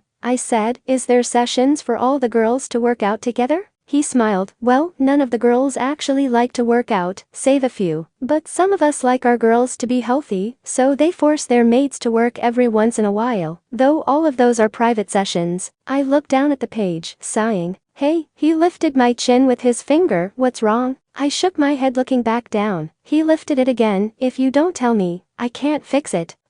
What if I really had no way to put this? I didn't want to tip him off of my real plan, but I needed a way to keep these girls together, save those that want to be saved and get the hell out of Dodge. If I could train these girls, get them ready, everyone would be saved, and I wouldn't have abandoned them. Come on, Isabella, spit it out. Could I become a trainer? Bloodsucker looked absolutely surprised by my suggestion. He sat back in his chair, thinking about it. "Well, you'd probably be supervised for a long time, since your recent stunt." I thought that after my spanking, everything is forgiven, I pointed out. "But not forgotten." He raised an eyebrow at me. "Besides, why do you want to do this?" I shrugged. "It's something familiar. I don't like movies. I don't like people, especially demon-loving robots." "Bella," he warned, calling as I see it. I say, starting my coloring again. "So training young people to be the best, fastest and strongest, it'd be like I was at home. Plus I'd like other mates to be able to give their bloodsuckers a run for their money." He chuckled. "You know, with that strain of thinking, their mates would never let them in your class. We already have our hands full with you. You were the closest anyone has ever gotten from escaping. Imagine an army of Bella." I looked up, realizing this bloodsucker wasn't as stupid as looked. I knew he'd catch on, but that didn't stop him from asking, "Is that your plan?"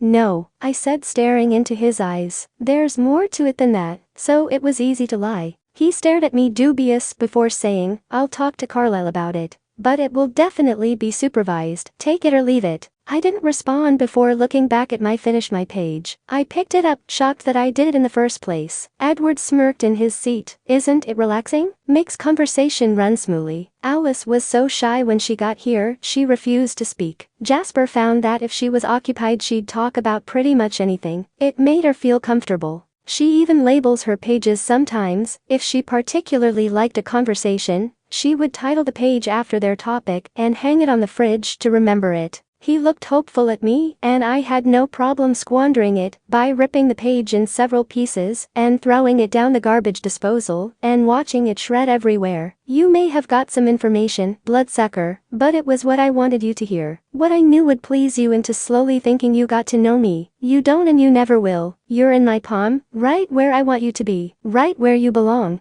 Ended.